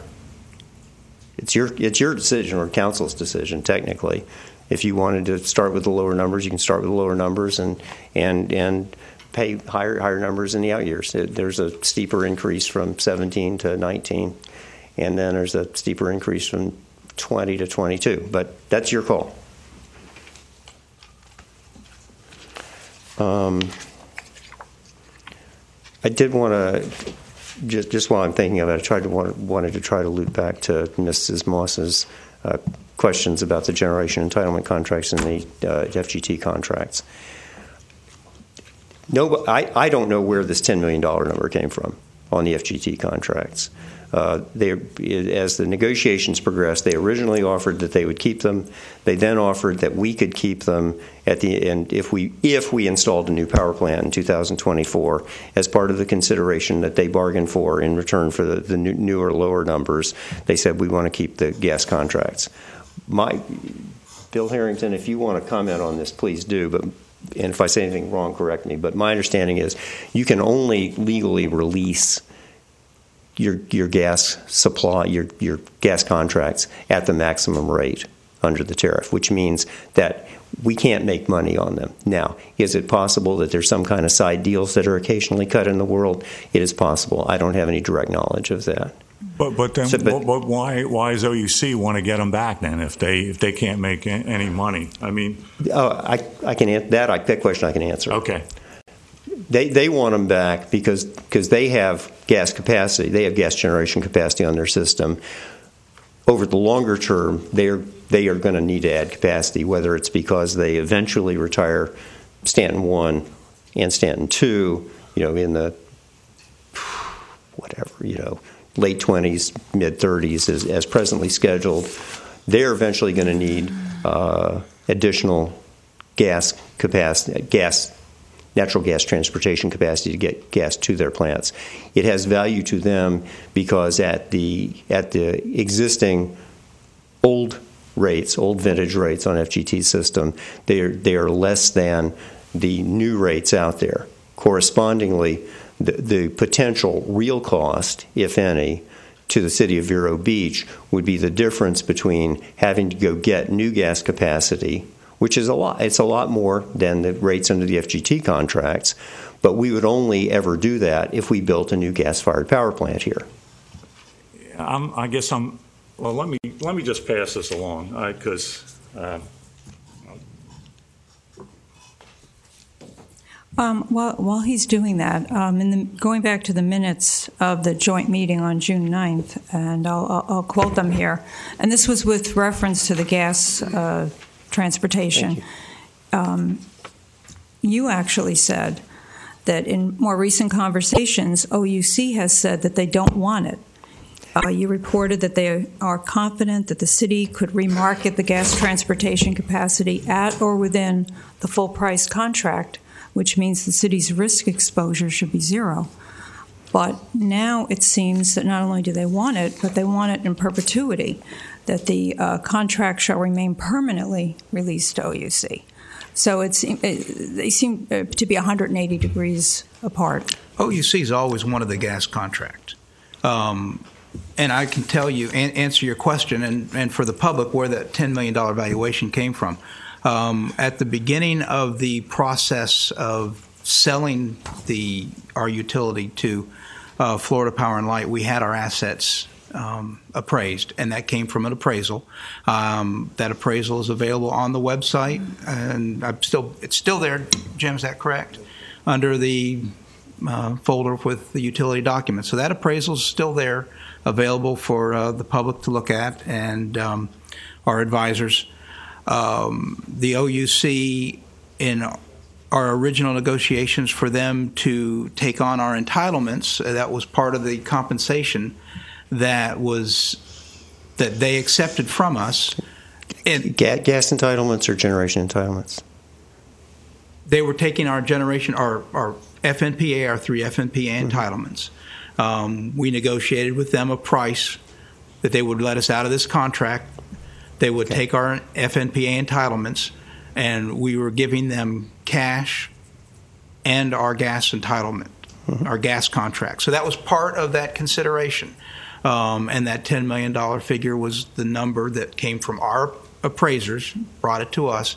And so that $10 million figure was always part of the global number of what it would cost us to move forward with the sale under the asset purchase agreement with Florida Power and Light. So that's where that number comes from. That's the history behind the $10 million valuation. Whether that's still a valid appraisal today is a question. I would argue it's gone up. That's why I got this map. If I remember correctly, I got this from Florida Public Service Commission site. So what this shows is all the major transmission lines in the state of Florida. And you will note that Indian River County sits on that blue line that runs down the east coast of Florida down to Dade County. That is the only way currently to get natural gas down to one of the most populous parts of our state. I can't imagine it has gone down in value. That ability to transport gas, as was pointed out earlier, I think natural gas is at a 16-year low, if I remember listening to Bloomberg Television the other day. So, if there was any sort of assessment of what that value was back whenever that time period was, I think that's something we should take a look at again. Are we getting our money's worth for this? I agree.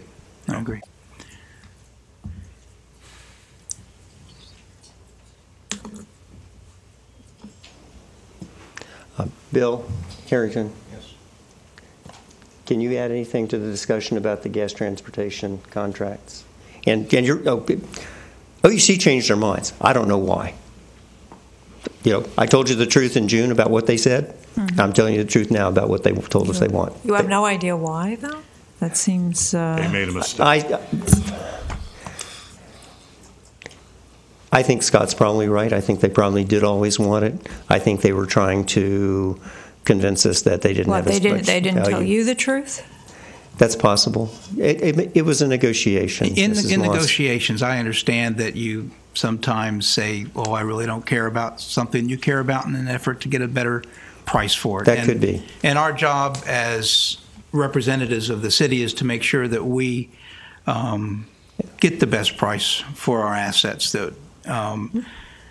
and we get the best contract going forward. So, no, I don't think that's. If we're negotiating for a car and I say, well, those tires are kind of old, I really don't want them, so I'm not going to pay anything more for the tires when maybe I do want the tires. I don't think that I wouldn't qualify that as lying. That's negotiating. But I think they've always wanted the contracts. I think that's very clear, and I think there's value to the contracts. And like I said, of $10 million. They have value to OUC. The question is how much value they have to us. That is a good because question. You can't release capacity at greater than the maximum contract rate. Bill Harrington, just want to make sure everybody understands gas transportation is available. It's available. The state is awash in gas transportation. The only value of our thing, it's an old contract, so it's at a lower price. So let's say the current price for gas transportation is about, let's say, $1.15, $1.20. Our contract is, let's say, under the new rate settlement, which I haven't seen, is about maybe in the 70 cents range. So you say, gee, this has got value because it's below the market. But as Chef very correctly pointed out, we aren't allowed to release this transportation and have someone pay us the difference. We can release it, but we got to release it at that rate. It's called the FTS1, FTS2 rate. That's what we have to release it at. There's no problem we can release it. Chef and I had a gentleman lined up to take it. Of course, all he's going to pay is the contract rate. So I'm not sure where everybody's headed here, but gas transportation, there's a new expansion on the Florida gas transmission line. FPL's building a new line in the state of Florida. Gas transportation the state's awash in it. The only issue is the price, and we do have the oldest contract, the oldest type of contracts under Florida gas transmission at a very attractive price. Well, this again shows how complicated this is because you've raised a whole host of new questions in my mind. So OUC, when they take our contract, they're going to be paying the dollar, and we'll just use your numbers, which I understand are estimates. They're going to be paying the $1.25? No. They're going to be paying the 70. We basically are signing this contract to them. Okay, and we cannot assign the contract for value to any entity? We can assign it to any entity, but not at value above the rate, the current FERC approved rate. which is $1.25. No, sir. It's let's say 70 cents for talking purposes of our contract, because our contract's the old contract. We can assign it to them and they can transport gas at 70? Yes, sir. But we can't assign it to them for any, all we can do is walk away from it. Well, you can't walk away from it. It's a contract. You got all we can do, we cannot assign it for any consideration. We can't assign it for any consideration. We can't go to somebody else that could use the gas and say, we'll give you our gas contract, you give us $100. No, sir. No, sir. We cannot do that. So we cannot assign it for any consideration. Above the contract rate, that's correct. And that's a FERC regulation? Well, I'm saying we get consideration, because if we don't assign it to somebody, we got to write a check every month for that contract. So to me, getting rid of the contract is consideration, because if we don't do it, we're on the hook for paying the monthly charges. So we don't have any need for gas.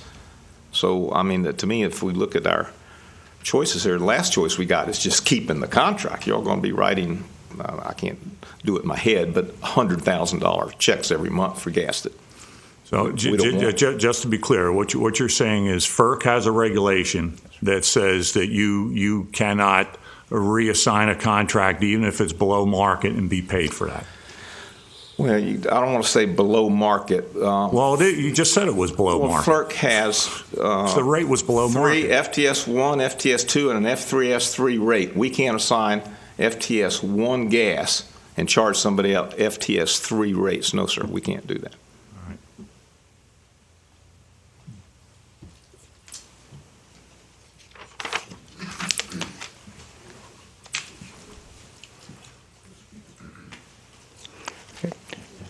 Continuing on, let me get back to where I was.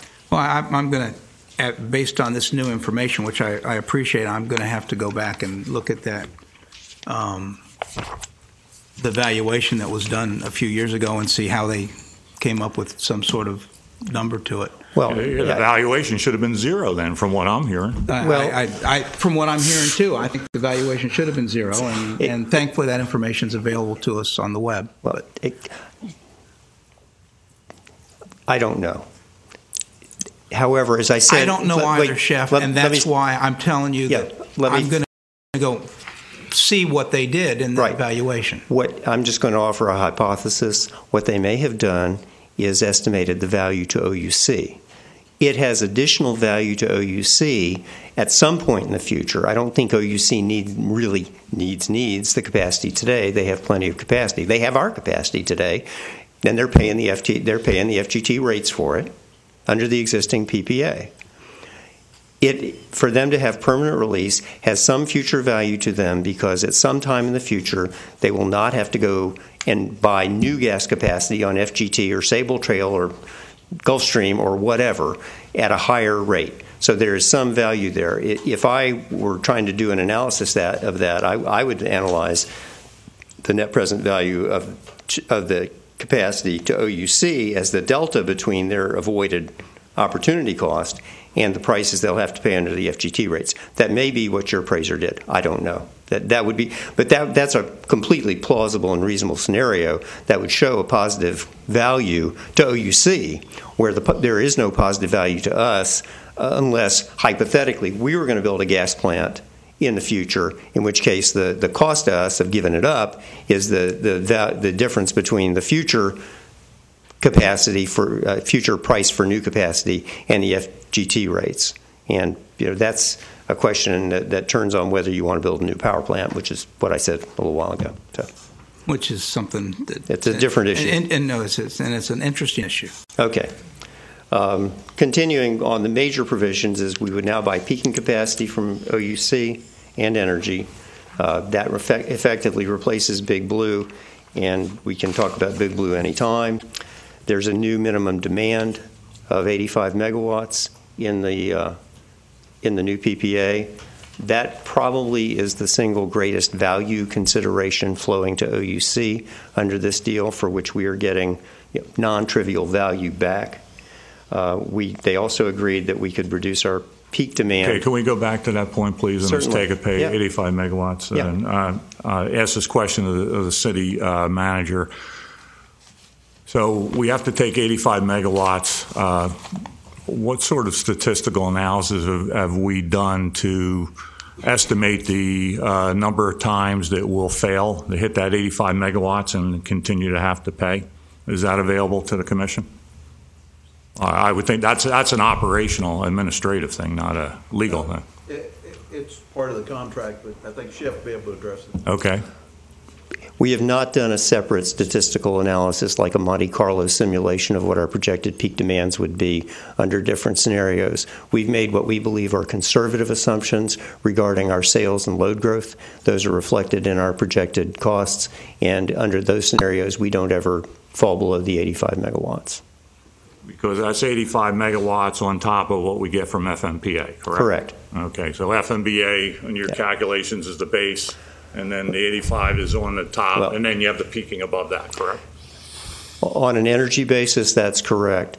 The base product, the amount of base product that we buy will effectively be determined under the new PPA in a very similar way to the way it's determined under the existing PPA, and it goes like this. You start with your projected peak demand, and they're giving us 10 megawatts off that, but either way, you start with your projected peak demand. For example, for this year, they projected 175. They've agreed to let us use 165 for that. You then add 15% of that to that for reserve margin. Right. That takes you up to 191. Then, under the present contract, you would subtract the FUMPA entitlements, 52 megawatts, and you would subtract the Big Blue combined cycle capacity, units 2 and 5, which is 54 megawatts. That's 106. So 191 minus 106 is 85. Under the new contract, you would pull out the Big Blue capacity of 54 megawatts, and you'd put in 54 megawatts of peaking capacity that we pay for. So going forward, we expect load to grow slightly, 1 or 2 megawatts a year. But as load grows, we'll be, instead, like in 17, I think we think it'll be 86, 87, 88, 89, 91, and so on. That's the expectation. And again, we've made what we think are conservative assumptions relative to what other utilities are forecasting. We've assumed a 0.5% growth in sales per year. Things can change, and peak demands can be a lot higher than you expect. And we've actually got a deal that in this contract that does we have to pay extra if we go over 191, right. But it doesn't necessarily track through to the subsequent years. It may or may not, depending on what we're able to agree on regarding our projected peak demands. And we do have the right to dispute that. And there's a provision where we hire an independent third-party consultant to say this really is your peak demand. That's kind of a separate issue, but we've talked about that a couple of times. And our plan is, staff's plan is, to work on peak demand mitigation measures, particularly standby generation arrangements with customers, and including the city, who have standby generation capability, to make sure that we can keep our peak demands down. Yeah, I hear how you're answering. I'm concerned without having an exact number about that 85 megawatts because, I pulled numbers off of the city website. And our total consumption in 2006 was 767,665 megawatt hours. Last year it was only 705,000 megawatt hours. So we've been pretty much going down pretty consistently, not going up. So I'm worried that we'll penetrate below that 85 and then be stuck with the take or pay for 85 megawatts. So I would be interested. I don't know about how the rest of the commission would be, seeing a little more backup on some of those numbers. And maybe they're in your packet that was handed out today, but I'm a little concerned about that. I think that's a very simple analysis to do that I've not seen at the last joint meeting. I didn't raise the question because we were moving in a different direction. Now that we're moving back in this direction, I would like to know how close our projected usage is to, show our 3 entitlement contracts, show on top of that this 85 take or pay. There are different scenarios going forward where our demand could go down. And the other thing that I think, since we're going back to the OUC contract, fundamentally we're amending the base contract that we already have. Correct. Okay. There are parts about the base contract that are very difficult for the public to understand. Particularly, people are used to getting an electric bill, and they pay for what they use. We're paying in the electric bill that we get, and I would like, hopefully you can go into this in greater detail today, so the public can understand, and perhaps I could learn to understand it better. We pay for the energy we use, but we also pay an amount every month for the energy that we'll only use projected on the highest day of the year. And that number is a significant, it's a material part of our contract with OUC. We had the OUC very kindly sent one of their, a gentleman, I believe he was an accountant, to explain to us about a year and a half ago how they calculated it going forward and what it was, because it had gone up significantly for 2015. And he came out and had his spreadsheets and showed us how they did it, and it seemed like, okay, they're doing their job, and it is what it is. We have to pay another contract. Then we renegotiate things, and they say, well, yeah, it is what it is. It is, you have to pay what you have to pay, but we'll cut it by 10 megawatts, which means to me that they inflated it by 10 megawatts before, because if we have to pay for that peaking capacity, if we have to have that capacity, that's a fixed number. And so they can't lower it below what it was. So the fact that they're able to lower it now means the number that they presented to us 18 months ago was an inflated number. And that makes me very uncomfortable to stay in this contract if they're perfectly willing to inflate the number or play with this number. Or maybe they didn't inflate the number. Maybe that's the real number. So they're shifting the cost to Vero Beach to get us to stay with them in this contract and not cancel the contract and go to market. They're shifting the cost to their other customers, which is something that I think their other customers should be concerned about. So somewhere this 10 million megawatts, if that's the right number, came 10 megawatts. 10 megawatts. 10 megawatts, millions of dollars for that 10 megawatts. Somewhere. It's a bunch, yeah. It's a somewhere billion that plus number a year went savings into to the us. ether, but the capacity hasn't changed. Well, these are tangential, but generally speaking, I think the explanation is this. They originally, a year and a half ago, and this was like right before, it was more than a year and a half ago, it was right before I came on board. I came on board on these matters. I represented you a few years ago, very briefly. But I came on board for these matters in April, and I think my understanding from reading over the history is that in February they made their projection of what our demand would be for 15, 16, and so on. My best understanding is that they made those projections in good faith using the exact same methodology they do for their system. On our side, and I think generally this was Tom Richards and Cindy Lawson, I think, or maybe it was just Tom, but we pushed back. We said, we don't believe that our demand is going to be that high. And they said, oh, okay.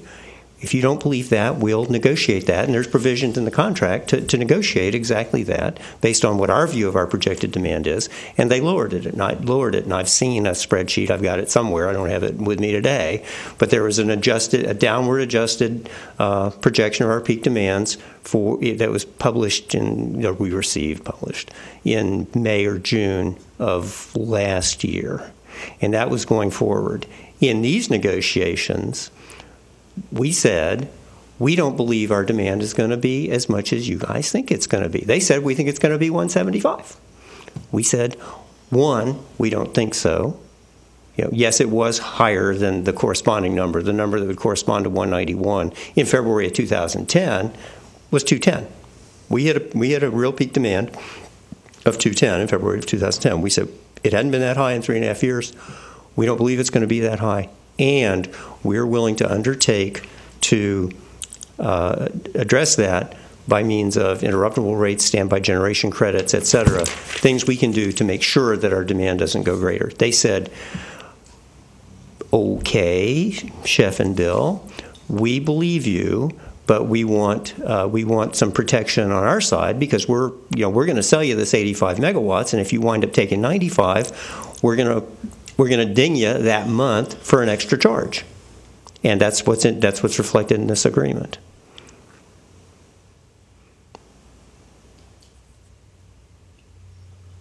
So far, so good? So far, so good. Okay. Let me just say,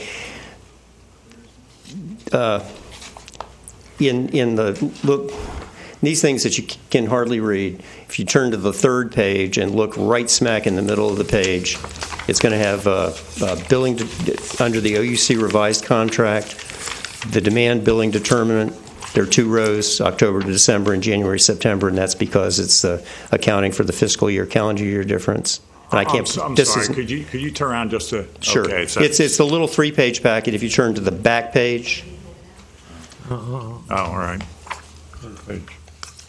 Right in the middle, there's 2 rows that are labeled demand billing determined October, December, and January, September.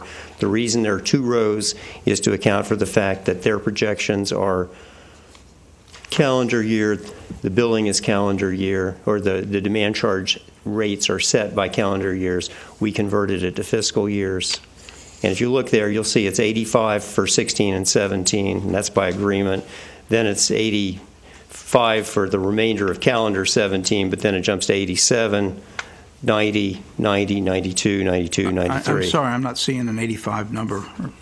If you look in the column headed FY 2016, yes, and go down to demand billing determined at October, December. It is. Right there. Okay. Yeah, I see it now. Yeah, and that's just the technical backup to Mr. Alwerder's question.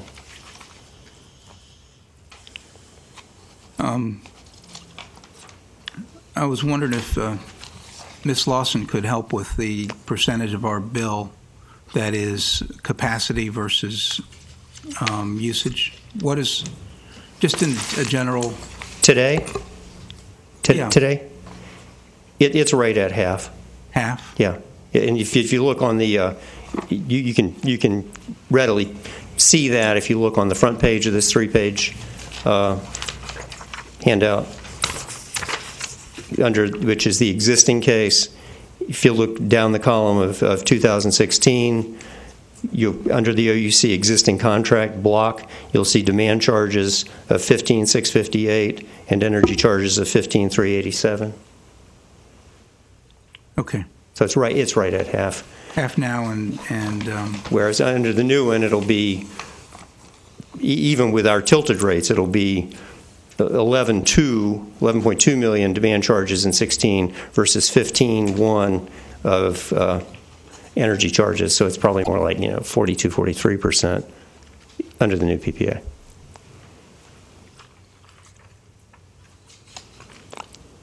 I guess going back to the peaking capacity, the previous bullet point, if you go to the new contract, Article 3, Section 3.2, it states, to the extent Vero Beach is unable to accept delivery of any portion of the peaking capacity and associated peaking energy on or after July 1st, 2016, then OUC shall be entitled to adjust the peaking capacity demand payment to an amount that provides OUC the equivalent payment to which OUC would have been entitled had Vero Beach been able to take delivery of the full 54 megawatts. So that looks to me like a take or pay on the peaking capacity. Are we going to have any problems by July 1st of where we're going to be stuck paying for that without being able to take it? We do not expect so. I am hoping that Mr. Fletcher will arrive to address that in more detail. But I've discussed this with him on multiple occasions, and I'd like him to explain it in more detail, but he is completely confident that we will not have any difficulty receiving the full peaking capacity by next July. Okay. On the peaking capacity, let's see if I can find it here. If you go to Exhibit C, Section 3.2B,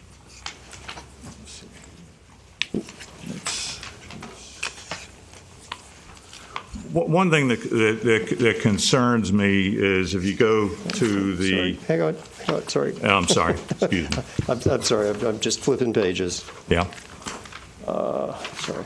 What page are you on? 3.1. Well, unfortunately, I have the broken out one, so the pages won't necessarily match up. I'm there. It just took me a second to, flip through this. Yeah.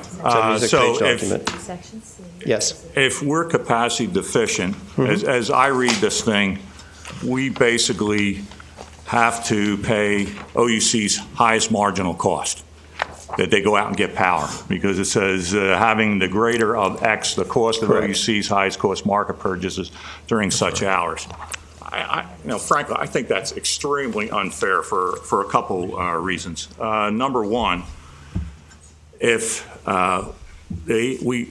we're in a situation where we have to go out and we're capacity deficient, it would have to be an extremely hot day. It's going to be a very hot day all over Florida. Well, more likely extremely cold, but go ahead. Well, okay, fair point. I've only lived here for a year and a half, so our planning peaks are all summer. Our real peaks, our real live, honest to goodness peaks are winter. But go ahead. So OUC is probably going to have to be pulling power at the same time. So the way this provision is set up, you can't tell what electron goes where, and basically Vero Beach gets stuck with the highest marginal cost. And I've visited independent system operators in my old job, and there's times when, because of congestion in the system, you can get a situation where they can go up in the thousands of dollars a megawatt hours, and then we're exposed to all that. I think that should be rewritten. That's a very unfair provision that basically OUC sticks us with the highest cost regardless. They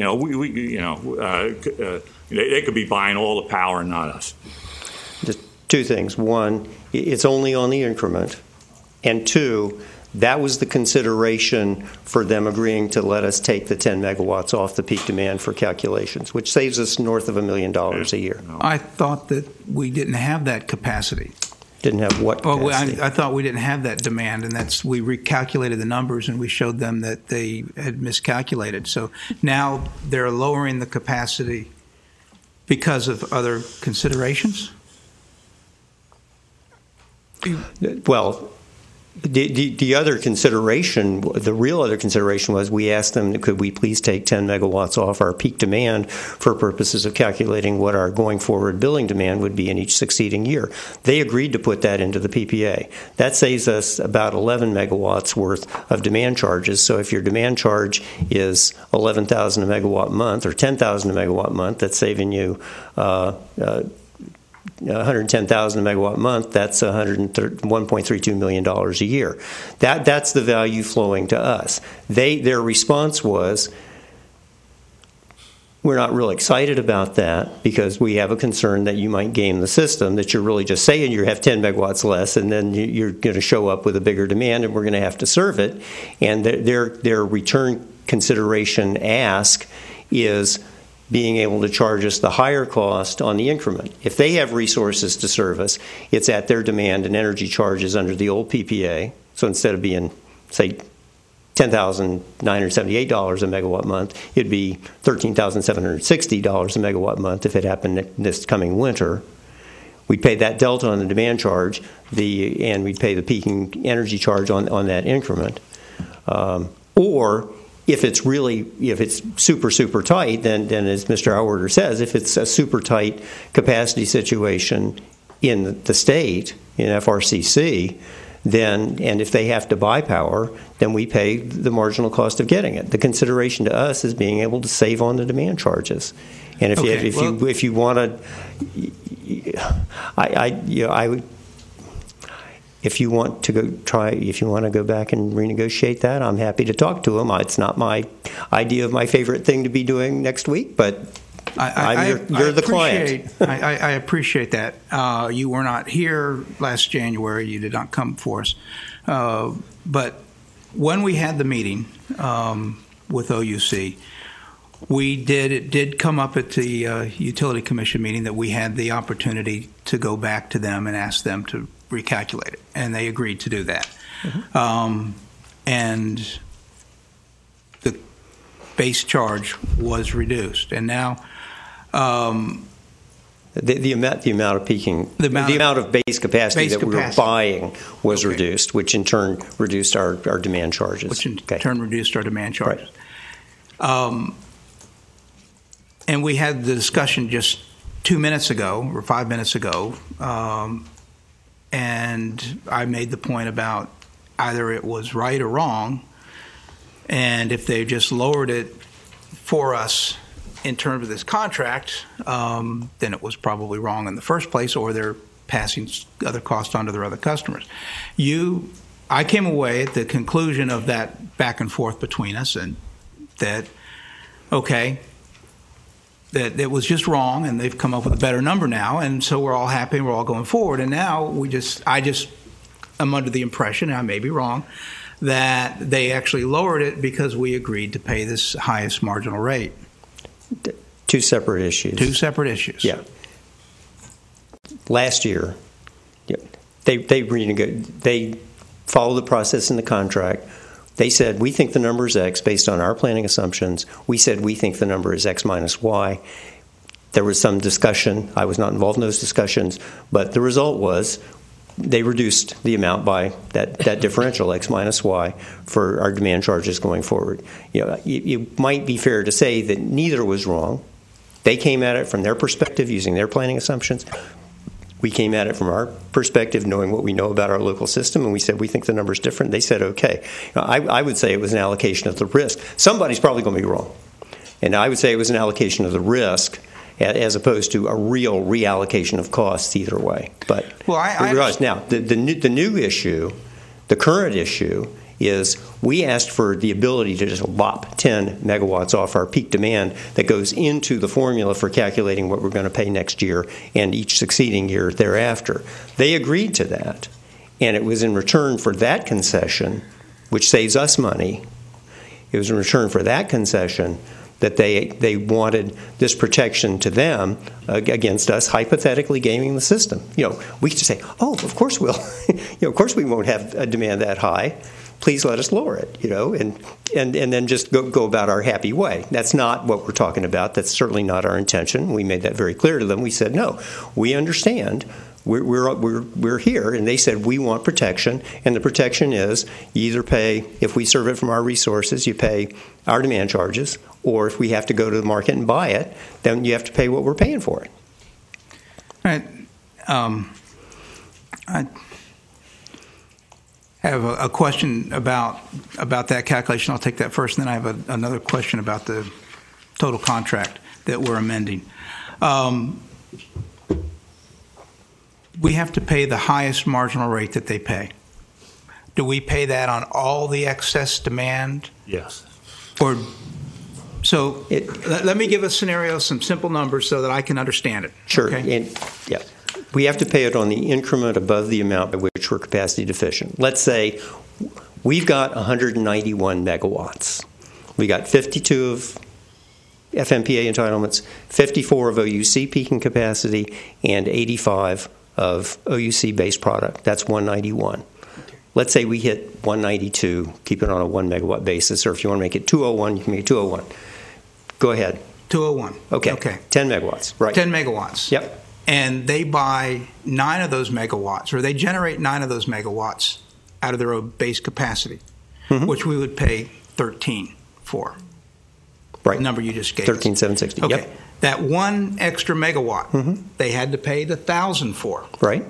Do we pay 1,000 for the whole 10, or do we pay 13 on the 9 and 1,000 for the 1? 13 on the 9 and 1,000 for the 1. And that's wait. You're saying if they have to go out and buy it, And in the marketplace, it's the highest marginal cost across all of it, not across the last one. Well, if they're only buying 1 megawatt hour at $1,000, that's all they can charge us for. Okay, well, let's say they buy 9 of them at 14 and 1 of them at 1,000. Then you pay 1,000 for all of them. That's how it reads. Well, let's go back and take. Maybe I'm wrong. Well, okay, I'll accept that. Hang on. Let me get back here. In the hours in which Vero Beach is forecasted to be capacity deficient, the resources used to serve Vero Beach's capacity deficient megawatt hour shall be deemed to be those resources having the greater of X, the cost of OUC's highest cost market purchases during such hours.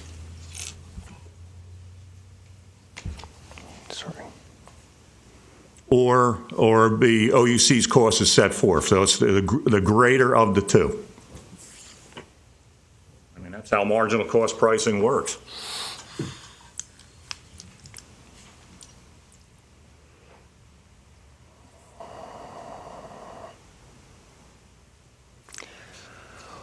Well, I'm looking at the red line, and I'm looking at page C4, 3.2B, Romanet 1. Says, for capacity and energy provided from OUC's generation resources, which is the 9 megawatts Actually, of capacity. in our second example, to clarify that, they had to buy all 9. They had to buy all 10. Okay. 9 at 14 and 1 at 1,000. The question is, what do we pay for the 10? Do we pay for 9 at 14? If Romanet 2 says for capacity and energy provided by purchases made by OUC in the wholesale power market, i.e. capacity and energy that are not provided from OUC's generating resources, the actual cost incurred by OUC to purchase and deliver the additional capacity and associated energy. It says actual cost. I would read that as it's not going to be 14. It's going to be whatever it's going to be, but it's going to be 100, let's say. That's 100, but okay. It's going to be 100 for the 9 megawatt hours, and it's going to be 1,000 for the last megawatt hour, if that's what's going on. No, it says actual cost. But you have to keep. It shall be billed to Vero Beach on a pass-through basis, and then read. Please read the next paragraph. Right. I'm very familiar with it. All right, so it says, in a given month in which Vero Beach is capacity deficient, OUC may have to provide capacity and energy to serve the capacity deficient amount from both OUC resources from wholesale market purchases. The parties further agree, and this is what I was referring to, not out of their base load. I understand they're not up in the charge on that. But the parties further agree that in the event that OUC is purchasing power in the wholesale electric power market during an hour or hours in which Vero Beach is forecast to be capacity deficient, the resources used to serve Vero Beach's capacity deficient megawatt and megawatt hour shall be deemed to be those resources having the greater of X. Right. The cost of OUC's highest cost market purchases during such hours, or OUC's cost is set forth in subsection BI. So if they have to go out and buy 10 megawatt hours for us, and they pay $15 for one and $1,000 for 10, they pay for 9 of them to pay $15, and the last one they pay $1,000 an hour. They charge us $1,000 an hour. I mean, I don't know how else you can read that. I read it in the context of Romanet 2, which says they can only charge us the actual cost. Now, if they're running their plant, and if they buy 10 megawatt hours at 1,000, then they charge us 1,000. That's what I think the explanatory paragraph below Romanet 2 says. Romanet 2 clearly says actual cost. It says actual cost on what they provide. Well, I think at the very least they're in conflict with each other. And if you think it's based on their actual cost, then have them take that other paragraph out and see how they react. If this isn't an issue, Chef, it shouldn't be an issue to take it out. I mean, that's, you know, you talk about being an economist. I mean, that's marginal cost pricing right there. That's what that clause says. Well, I would just say it's marginal cost pricing limited by the actual cost constraint. Then it's not marginal cost pricing. Well, if you look at it as the block of what they purchase in the given hour, it's the marginal cost that they... It's red or blue. Pardon? It's red or blue. It's either cost pricing for actual cost or it's marginal cost. If it's marginal cost, it's the highest price. If you look at it as the cost incurred to serve the marginal load in that hour, it's the cost to serve the load in that hour. That is the marginal cost that they would incur and pass through to us on a pass-through basis.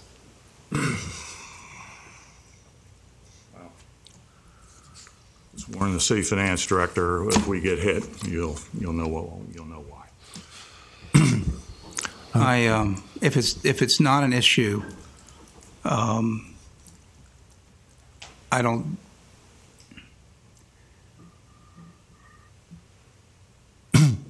Shall be deemed. If something's deemed, it doesn't have to be actual. It's deemed to be that amount.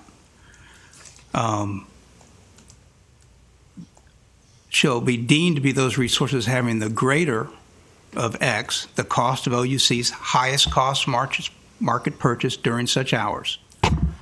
That doesn't say average cost. That says highest cost. Right. I don't have a problem yes. under the contract I'm that you sorry. believed you I just negotiated, that we would pay for the extra cost of the power. Okay. I believe, and you know, I probably think that OUC thinks the same thing, but I don't think that's what's written. I think that it's deemed to be, and when you deem something, you're not tying, you're assuming it is going to be the highest. And what this is saying in our scenario, where you have 9 at 15 and 1 at 1,000, they have the right to bill us all 10 at 1,000. That's the highest marginal cost.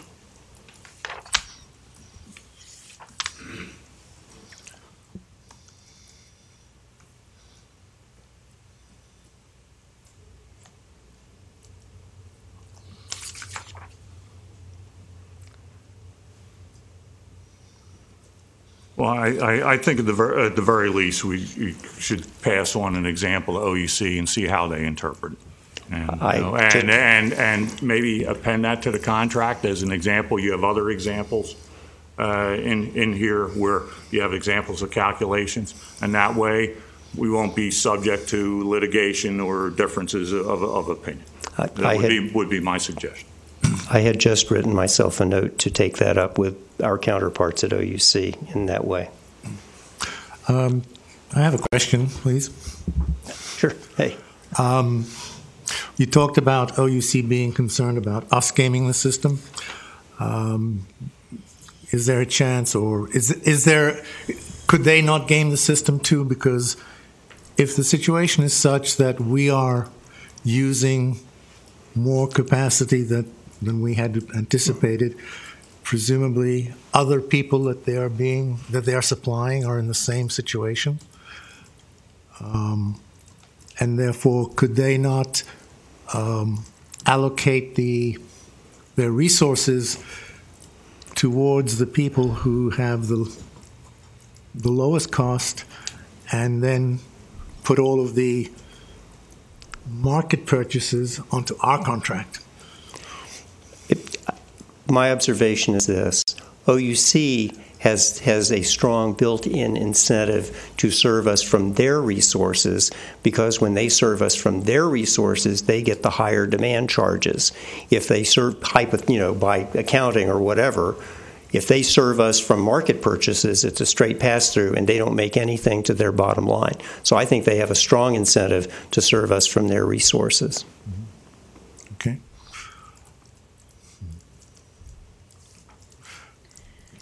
I think that the fundamental underlying question that was raised there is, does OUC have an opportunity to game the system?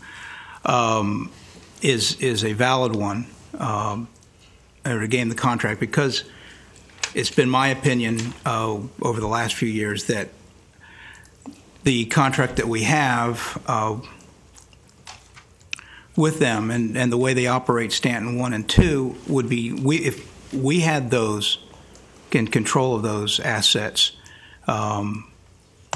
There are times that they don't operate them because on a system-wide basis, their total cost is lower, but our cost is higher because we have to help them cover their fixed costs through the FNPA contracts.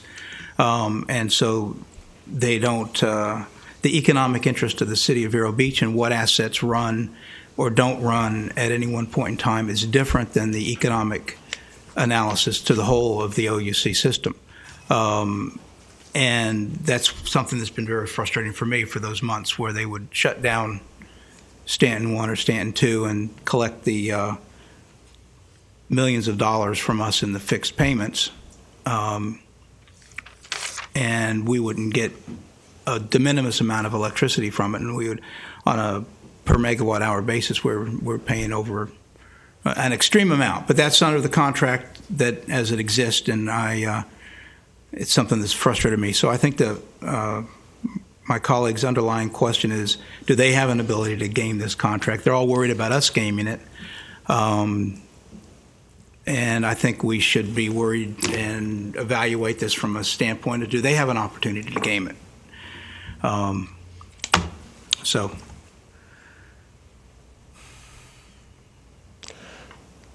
They get the same amount of demand payments from OUC, regardless whether they run it or not.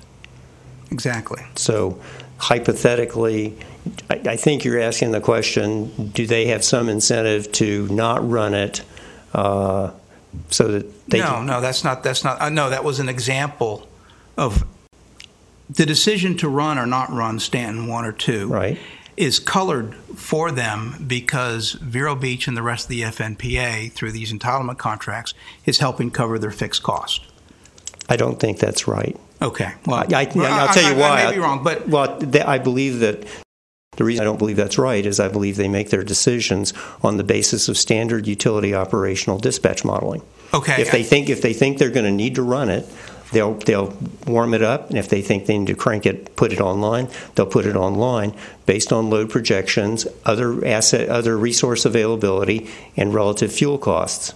I understand. That's how they make dispatch. That's how they make dispatch decisions. You don't understand my example. I'm sorry. Okay. Go ahead. My example.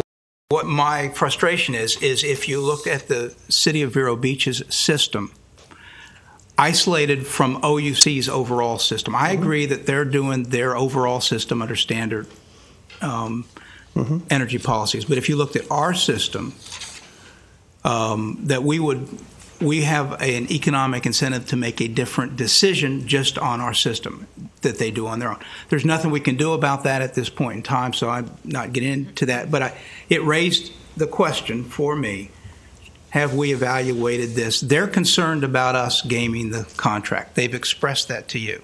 I think if someone comes to me and says, Scott, I'm concerned that you're going to do something sneaky in this contract, that raises a big red flag to me that they're possibly willing to do something sneaky in the contract, and I'm going to be on guard for that.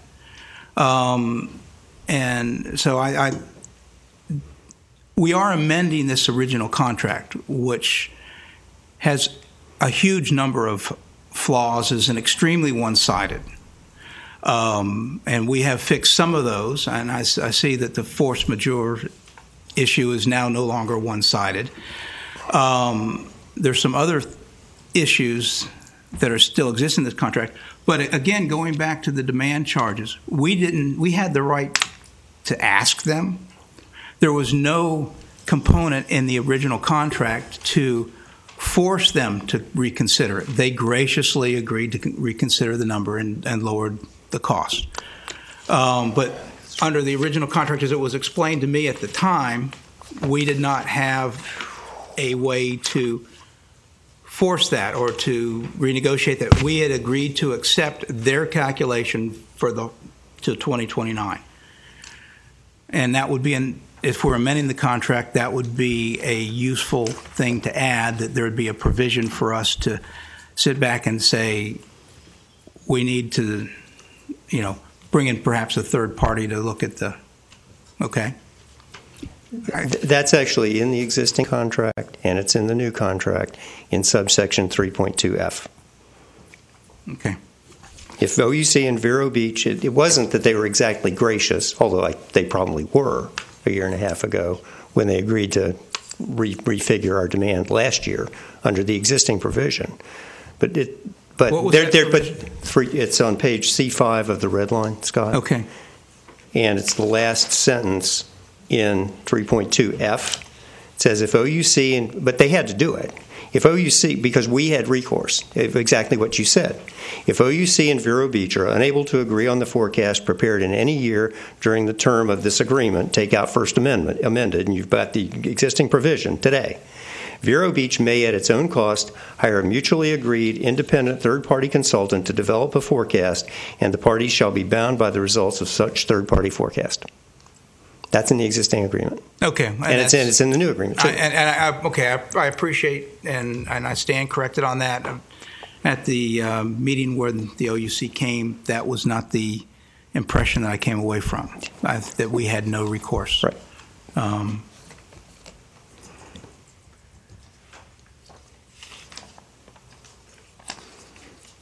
Okay.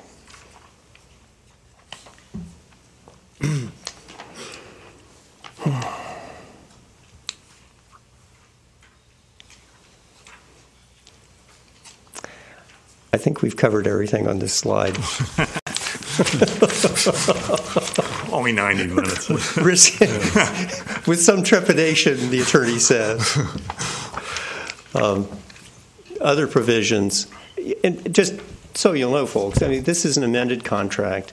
You know, our general consensus instructions from the city manager and city attorney were to change it as little as possible, so it'd be and it's not as clean as it might otherwise have been, because we did change some extra stuff that we didn't really have to change, but we made a lot of conforming changes, like instead of it saying agreement, it says first amended agreement. So there's a whole lot of red first amendeds in here, but we did. But, you know, for example, in F, you know, F has the 10 megawatt reduction in it. There are a lot of changes, but that was the going in premise and instruction, was to change it as little as possible so it would be as relatively clean. We did clean up the force majeure provision. We did include a change in law provision to address what happens if we would hypothetically lose a lawsuit that causes us to lose, you know, a bunch of our load. That's in here. May I ask you a question about the force majeure? And yeah, I agree with you. You did clean it up, but here's my concern. If you go to section 15.11.3, right? If you could go to that one, please. And page number, please. 3. My pages don't match up your pages. I use a different PDF 2 or 3 program. Sorry. Wait a second. Just give me a second.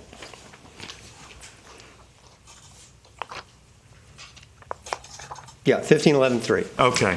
I'm just a little concerned that there is a potential conflict in there between this clause and force majeure. If you go down to, I think it's the sentence starting with therefore, the parties agree that if the calculation for the supplemental wholesale base electric capacity for any year yields a result that is less than 85 megawatts for any reason. Well, I mean, you know, what happens if we're knocked out by a hurricane for a month or something like that? I think something should be added in there to say accepting force majeure events, because that seems it says for any reason. That seems a conflict with section 14.2 under the force majeure.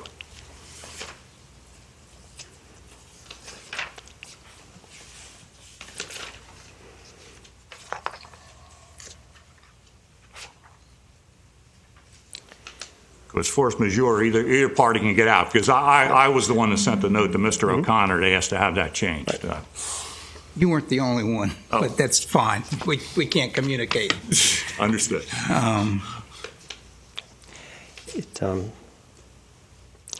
Force majeure addresses inability of a party to perform.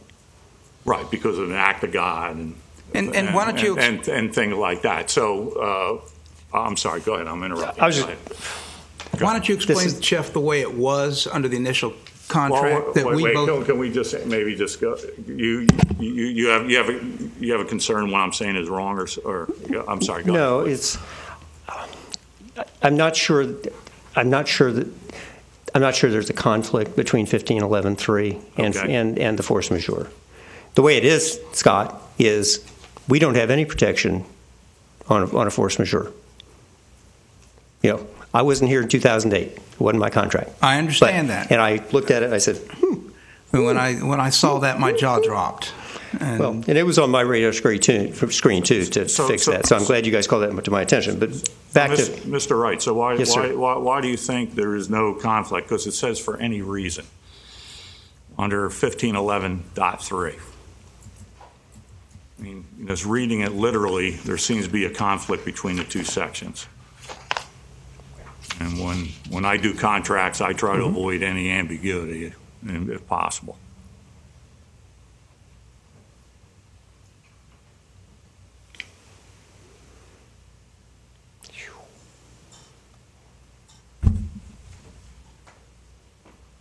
See, I would add for any reason other than force majeure events, if I was writing the contract. You know, I mean, the worst thing that could happen is OUC, if we're the system's out for an extended period of time, OUC's whacking us with take or pay on 85 megawatts. I mean, that'd be adding insult to injury. Well, under DFR's, you may be right. I'm going to think about it. I'm going to talk about it with my counterpart at OUC. Okay. Now, having said that, I'm going to tell you what my thought process was. All right. In practical terms, a force majeure is some governmental act, the worser of which is addressed in 1511.2. You know, the hypothetically we come out on the wrong end of a decision by the Florida courts or the Florida legislature that somehow impairs us. And then we've got that addressed in terms of what could fall out of that.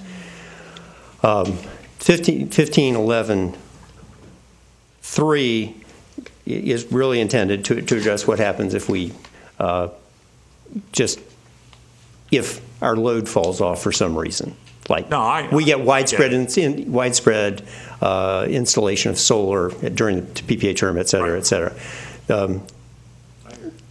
Under the hurricane scenario, we're still going to be paying for the 85 megawatts every month anyway, because we have to have sufficient capacity to serve our load all the time. Even if our system's down. Yeah. The analog is if we had all of our own generation capacity, we'd be paying the fixed cost of owning the generation capacity. We have, as of today, we have a combination of our owned generation capacity at Big Blue and contracts. But to satisfy our reliability responsibilities, we have to have the full amount of our capacity one way or the other, just like any other utility does. You know, I mean, FPL's base rates don't change when they're not able to serve customers for a week or two. Okay, I think that's a fair point. Okay. But I think your point is at least meritorious, and I'm going to take it up with my counterpart. I have two questions. One with regard to the wholesale electric service, Article 3. It says the obligations hereunder are a power supply resource obligation entered into to serve all of Vero Beach's customers, and as such have equal stature to investment in a generating plant. Yes, ma'am. I think given our history in investments, I don't know that clause, equal stature to investment in a generating plant, was particularly troubling. The intent of that is to make it clear that our payments would be considered stranded cost in the event that we lose part of our load to somebody else. They would give us, the city of Vero Beach. We have enough stranded costs already, though. The intention of this is to give the city of Vero Beach, its citizens and its other customers, protection against losing part of our load, in that it would preserve a better opportunity for us to recover stranded costs from possibly departing customers. And stranded costs are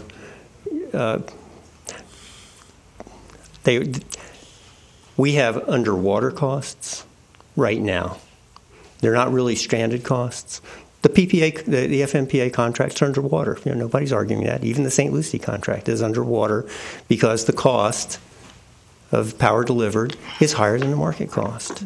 But just because they're underwater does not mean they're stranded. Stranded refers to the potential inability to recover them from customers. Yeah.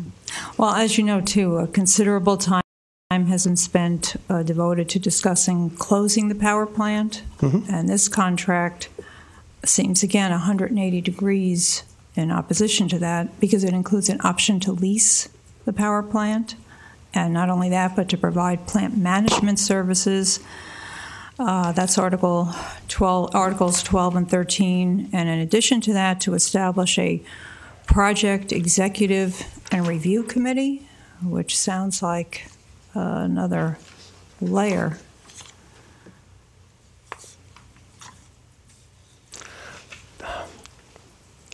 There were several parts in there. Most of those are holdovers from the existing PPA. And why don't they come out?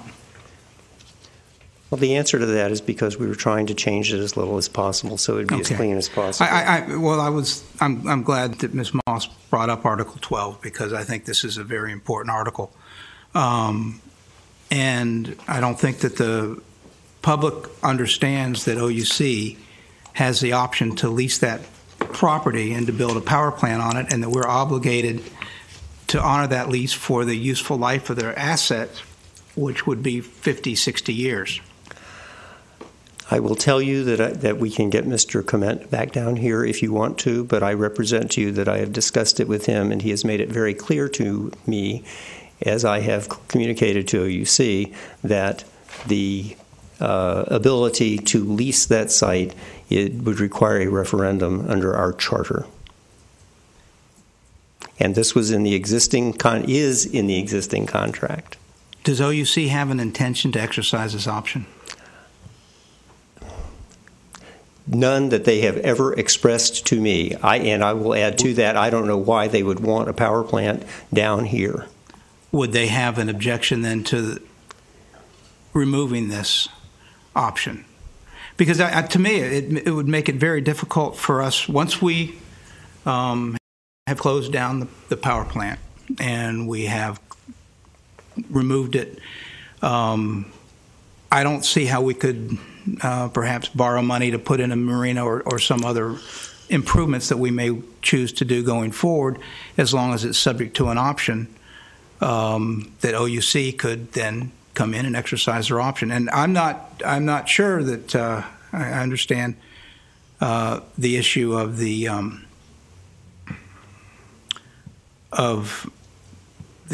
vote with respect to a lease, and that was debated back and forth. And I see one of the main debaters is now standing up, hoping to make a comment.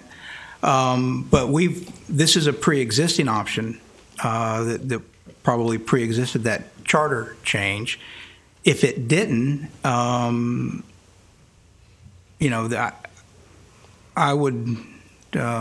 I don't know, but it seems to me that everybody knows that the reason to do this is so we can eliminate the power plant. One of the main reasons to do this is to eliminate the power plant. OUC knows that. We know that. I think it would be negligent on our part to amend this contract and leave OUC an option to put a power plant there. Then the option states that any part of our generation and any other generation capacity. So it doesn't have to be just generation for us. It's anybody in their whole system.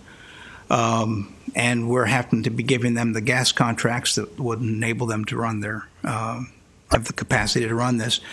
I don't believe that they want to do this. At this point in time, I don't think they have any plans to do this. Therefore, I don't think they should have any objection to the elimination of Section 12 option for the Vero Beach power plant site. What I can tell you is that OUC, like us, has an interest in having as few changes as possible to this PPA. Why? Because they have to take it back to their board, and if you put in if you wanted to take this out, that could be perceived by their board as a give on their part with nothing coming back to them. So then this option has value to them. I don't know hypothetically. I think you're right, Scott. I don't think I certainly have no information at all that they ever intend to. As I said a minute ago, I can't imagine that they would want to. But they do. We have talked about this. I've talked about this with Mr. Browder, and we both have an interest in the PPA staying as close to its present form as it is, with the clarifications and cleanups, and of course the major provisions that we've added into it. Well, I think this is at least as important as amending the force majeure. And this, I don't think that the community understands. I don't think our people understand. I'm not sure that our current city council understands that OUC has an option to build a power plant on that site. And that option is going to evidently survive our opportunity to amend the contract. Again, I agree with you, Scott, and also the fact that they're establishing or reserving the option to establish a project executive and review committee indicates to me that they've already thought about it, and that's section 11.2, if anyone wants to look it up. If I appreciate your statement about what the city attorney said, but if we had a change in city council and we had 3 votes in favor of it, it would be up to the citizens to sue to enforce the charter provision, if that is even in fact the charter position. I think if this isn't an issue to OUC, it ought to be gone. I would never recommend signing an amendment to this contract with Section 12 there. Okay. And I hope that the other members of the board can understand the concern about that. I mean, if they put something in there, it says specifically for the useful life of the term of the lease is a useful life of the asset, which is 40, 50, 60, maybe 100 years. I don't intend to have this be a power plant for the next 50 years, 100 years. That's not what I want for my community, for my city. I also, again, I'm going to repeat myself. I think that if we went and needed to bond some improvement there, we'd find it very difficult to bond it, knowing the bond underwriter saying, well, you might do this, but OUC has the option to come in and change it. That is an excellent point. So I think it, I think it's, bottom line, in my opinion, it's got to go. And there should be no objection on OUC's part unless, and only, the only reason they would object is if they had plans to do this between now and 2023. I'll take it up with them. I told you what your city attorney's opinion is. And the project review committee applies to the generation entitlement contracts, not to the site lease. The existing FMPA generation entitlement contracts, it's within Article 11, which is under which they take over the role of administering the FUMPA contracts for us. Not a major point, but it's not a project review committee for purposes of a new site, a new power plant option at the Big Blue site. Mr. Wright, could I go back to the in your answer to Ms. Moss about Section 3.1, she talked about resource obligation entering into serve all Vero Beach customers. Yes. You talked about stranded costs. Could you maybe just elaborate on that a little bit, please?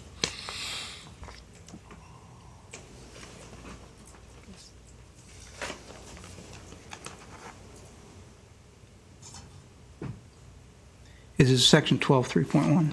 No, it's Article 3, Section 3.1, the very beginning of the contract. Yeah, it's in the main body of the PPA. Yes, that's correct. You made. I thought you made a reference to stranded costs. I did. Okay, so how does that come into play with that particular addition to the contract? It clarifies that it is our, being OUC's and the city's, mutual intent that this agreement would be considered to have equal stature, or the same status as an owned generation asset for purpose of determining any stranded cost liability that might come to exist in some future scenario. Okay. Well, stranded costs are determined by the Public Service Commission, though, right? The amounts? Not for us. Okay, well then who's going to determine the stranded cost? Is that gets litigated or? Probably. Okay. Yeah. All right. I guess as I read this, this contemplates, maybe precluding a potential sale of Indian River Shores customers. And now I look back on the August 20th draft, this verbiage wasn't in here. This appears to kind of reduce our flexibility, and you never want to reduce flexibility in a contract without getting something for it. So I'm wondering, what do we get for this? My view is that it protects the city more by giving us an additional piece of evidence. It's not finally determinative or finally dispositive, but it says that if we wind up becoming unable to recover our full costs under this PPA, then the PPA pricing itself would be considered a stranded cost, or to the extent that there was future unrecoverable costs under the PPA would be considered stranded costs, which would enhance the city's ability to claim stranded cost recovery against departing customers. If you wouldn't mind, I'm always cognizant of the fact that we're televised and the community has a great deal of interest in this. Step back a little bit and explain stranded cost. Or if you'd like, I'll try to explain stranded cost, and you can correct me when I'm wrong, but I think it's important that this is a technical term of art. Well, it is a technical term of art that is also widely used to apply to things other than the stricter technical definition, which is why I sort of chuckled when you asked me to define it. Technically, stranded costs are costs that become no longer recoverable as a result of regulatory or other governmental action. But that's not a stranded cost, or I would explain it to someone, is that they're cost investments that we've made, costs that we've incurred in the anticipation of providing a future need that we're no longer going to use, and those costs that we've invested are now stranded in that we're either unable to recover them or we have to recover them from a smaller sales base. Yes. Okay. So so that's stranded cost, and we're now defining this contract. As I understand it, what we're talking about now is we've agreed with OUC that this contract is the equivalent of our building a power plant in terms of stranded cost analysis going forward. Yes. Okay. And I hopefully we're not done with Section 12.2. I have a lot of questions about that. We'll come back to it because it does address stranded cost again there and a pro rata share. But I'm not trying. I'm trying as much as possible to let you go through this, but I don't want to have that be in the rearview mirror because that's an important provision and a lot of changes here.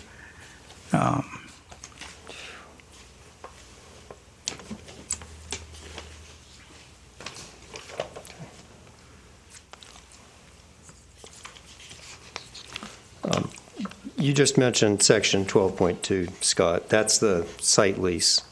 I'm sorry. What is 15? 1511.3. It's the whole page of red, Chef. That's mostly 1511. 15. Okay. All right.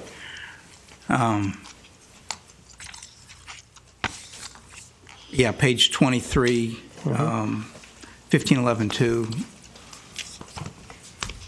And 1511.3. Actually, I'm referring to 1511.2. Right. But in the logic of your presentation, I want you to stick to that as much as possible without bouncing around, because I think people will then understand things. It would be easier to understand, but I just wanted to make sure we haven't moved past that, because I haven't moved past that.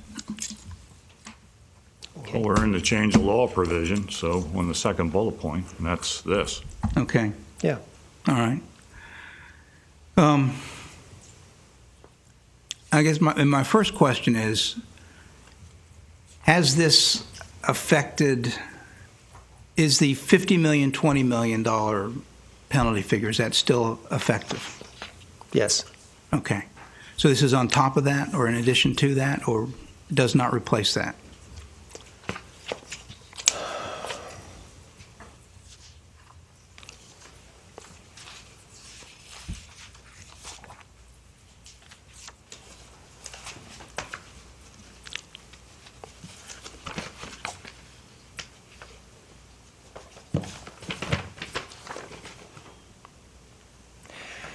The $50 million provision applies in the case of a default.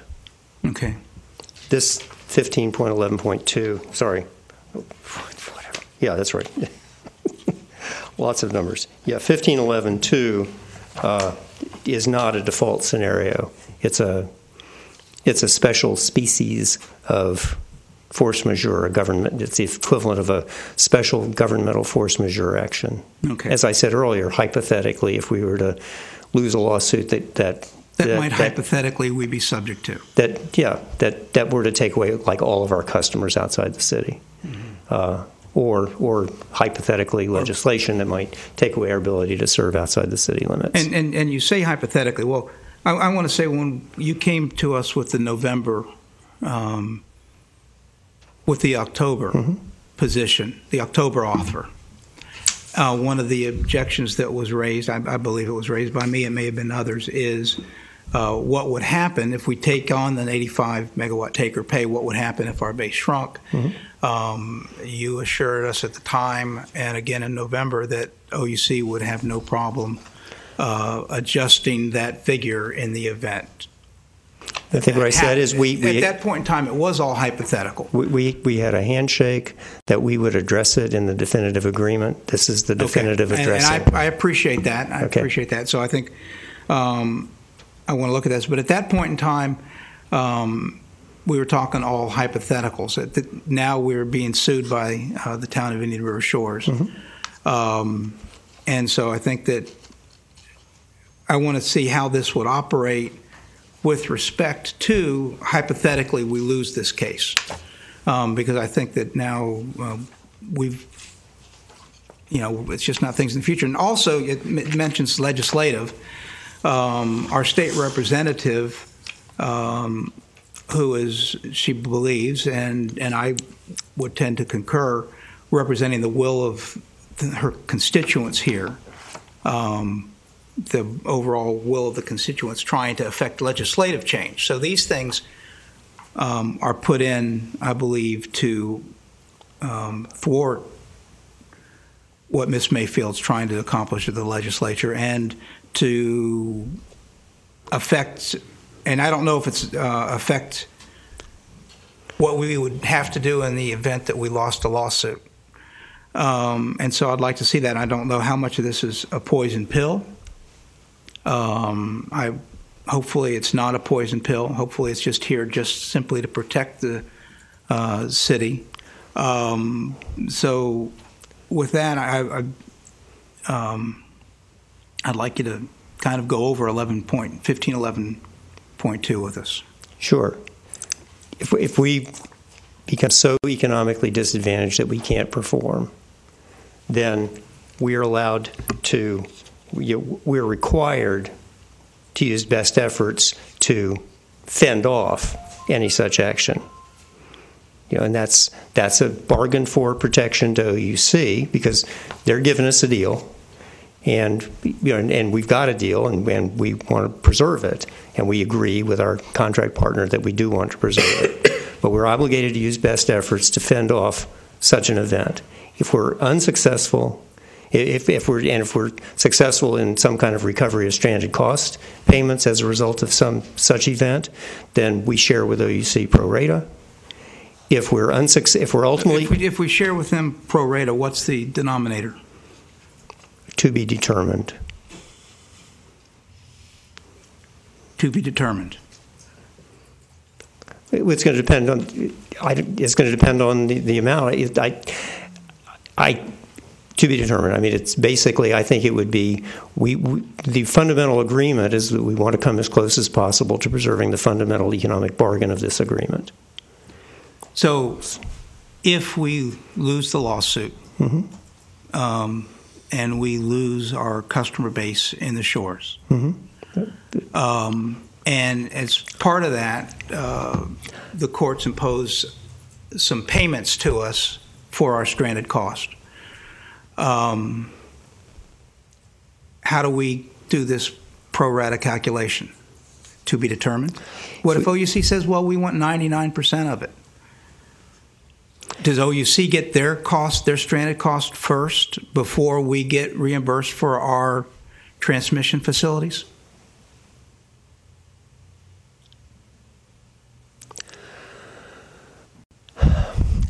If there were a dispute between us and OUC as to how those would be allocated, I guess it could be litigated. I thought one of the main reasons we're doing this was to avoid litigation with OUC, who treats us like who's a big bully. It's a different issue. Well, of course it's a different issue, but it's the same bully. It's the same person that went and threatened anyone that would respond to our RFP with a lawsuit, which caused you and staff to change your opinion on the best course of action to go forward. Yeah, I mean, my concern is we just tied ourselves in knots here. I mean, let's take hypothetically, there's a huge difference between what the city manager and city finance director thinks should be paid by FP&L for the Indian River Shores portion of the system and what FP&L says. Let's just say hypothetically the FP&L came back at 50 million bucks. It really went up there. I'm just concerned as 1511.2 because it's just so wide and I would argue almost overreaching would even prevent the city from doing something along those lines. I mean,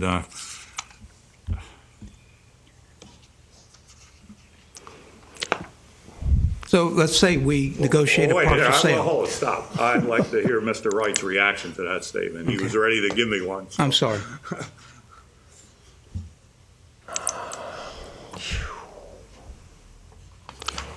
I'm going to say this. I don't think that the loss of Indian River Shores would kill our ability to perform this contract. It would cause us to fall below 85 megawatts by some amount. It would depend on the year in which it hypothetically were to occur. Generally speaking, it would be covered by 1511.3. So if we lost the shores and our minimum demand, taking the shores out of our peak demand, dropped to 75, we would then pay according to the example that's set forth in 1511.3. We pay higher demand charges to OUC, which finish my sentence. Sorry. Which preserves the bargain to OUC. That's why they want this in there. So it flips back to the original rates? No. Back to the 2008? No, not necessarily. It flips back to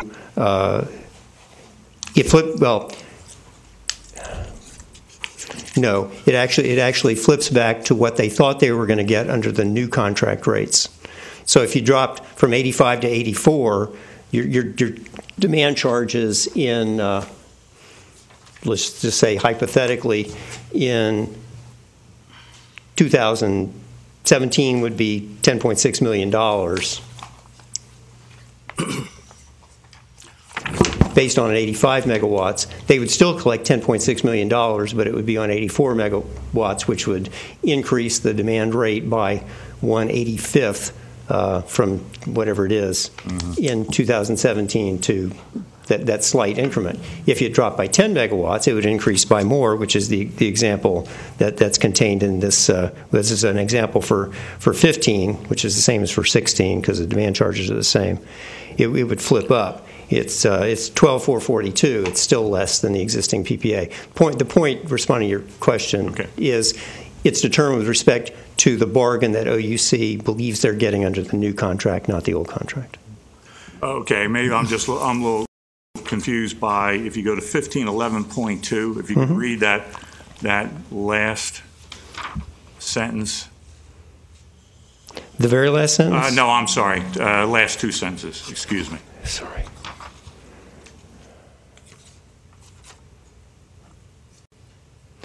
Are you talking about the last little paragraph that begins, if any change? No, it says if the total peaking capacity is reduced to zero and the remaining supplemental wholesale base electric capacity is reduced below 75 megawatts, from the 85 take or paid, and the monthly demand rate shown in Appendix B, Table 2 of Exhibit C shall apply to all such purchases, which were not modified under the new contract. Table 2 back there has the old was relabeled, right, retitled. Yeah, it's the old table with the new label, Table 2. Yeah. Correct. And they're all the same rates as they before. Are. Yep. Yeah. So would we flip back to those rates if we drop below that 75 megawatts?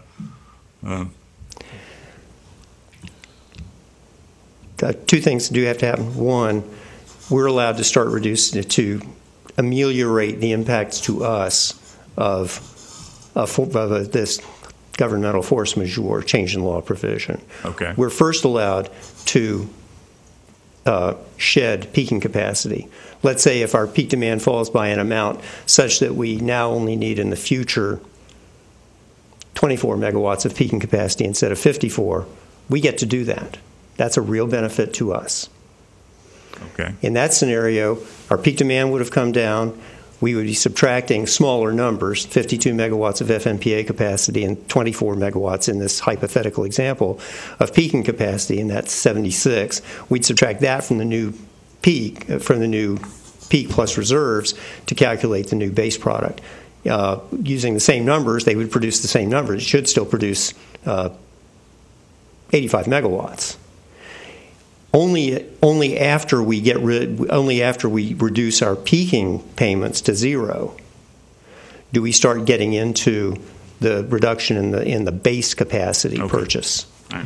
So we'd have to shed, to get to 75, we'd have to shed a lot. 64 megawatts of purchases from OUC, the 54 of the peaking, and then the 10.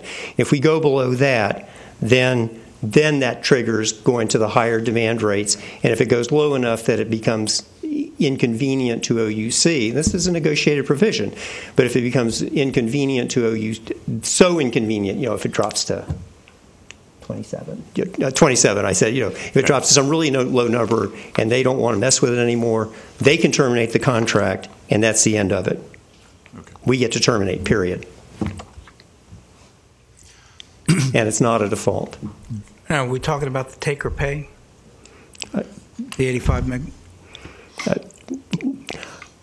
I don't 100% understand the context of your question, Scott. Okay, the context of my question is I'm trying to understand and shed light on this provision. Mm-hmm. Okay, and one of the changes in this contract is we're agreeing to purchase on a take or pay provision an additional 85 megawatts. Well, a minimum of 85 megawatts, which, by the way, comparable to what we would be purchasing anyway under the existing thing. Go ahead. Except we've never received that information in a usable format, and we've been asking for that for months. Of exactly how much are we taking now? How much are we committed to? How close? My question is, and it's never been answered, how close to our usage are we committing to a take or pay? Right now we don't have to buy any energy from OUC in any given month. We have the demand charges, but we don't have to buy any energy. Now we're committing to buy 85. Well, if for the last since 2008, when this has been contract's been in provision, if we've been buying 150 and now we're committed to buy 85, okay, that's one thing. I'm kind of comfortable with that. But if we've been buying 86, 87 and now we're committed to buy 85, I'm not so sure I'm as comfortable with that in those scenarios. But I have not received that information. And it was asked by other members of this committee this morning and noted that we don't know how much we've been buying from OUC on a historical basis and what the relative proportion that we're committed to buy going forward. I'm sorry. All I can say is that information is widely available, and I would have thought you already had it. We've been buying somewhere between 94 and 102. It's dependent on year to year. If we were not able to get the 10 megawatt reduction that OUC agreed to for the new PPA, we'd be buying 95 next year or this year. No, yes. Because the peak demand the peak demand upon which they base the base product calculation produces 95 megawatts this year. We would be buying 95 this year. Are we talking energy charges or demand charges? Demand charges. Okay. And I will get. I'm sorry, Scott. That information is widely available. I will get it for you probably today because I know Ted's got it.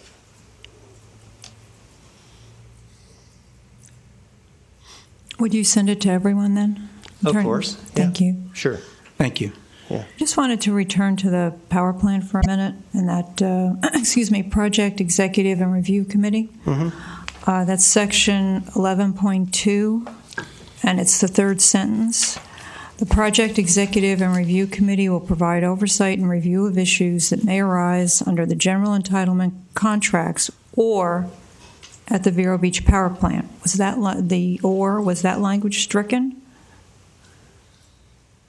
Otherwise, it applies to the power plant. That's my reading of it. It's or the power plant.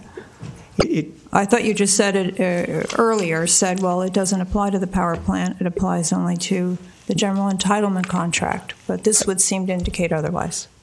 I think that what I said is it doesn't apply to the site lease.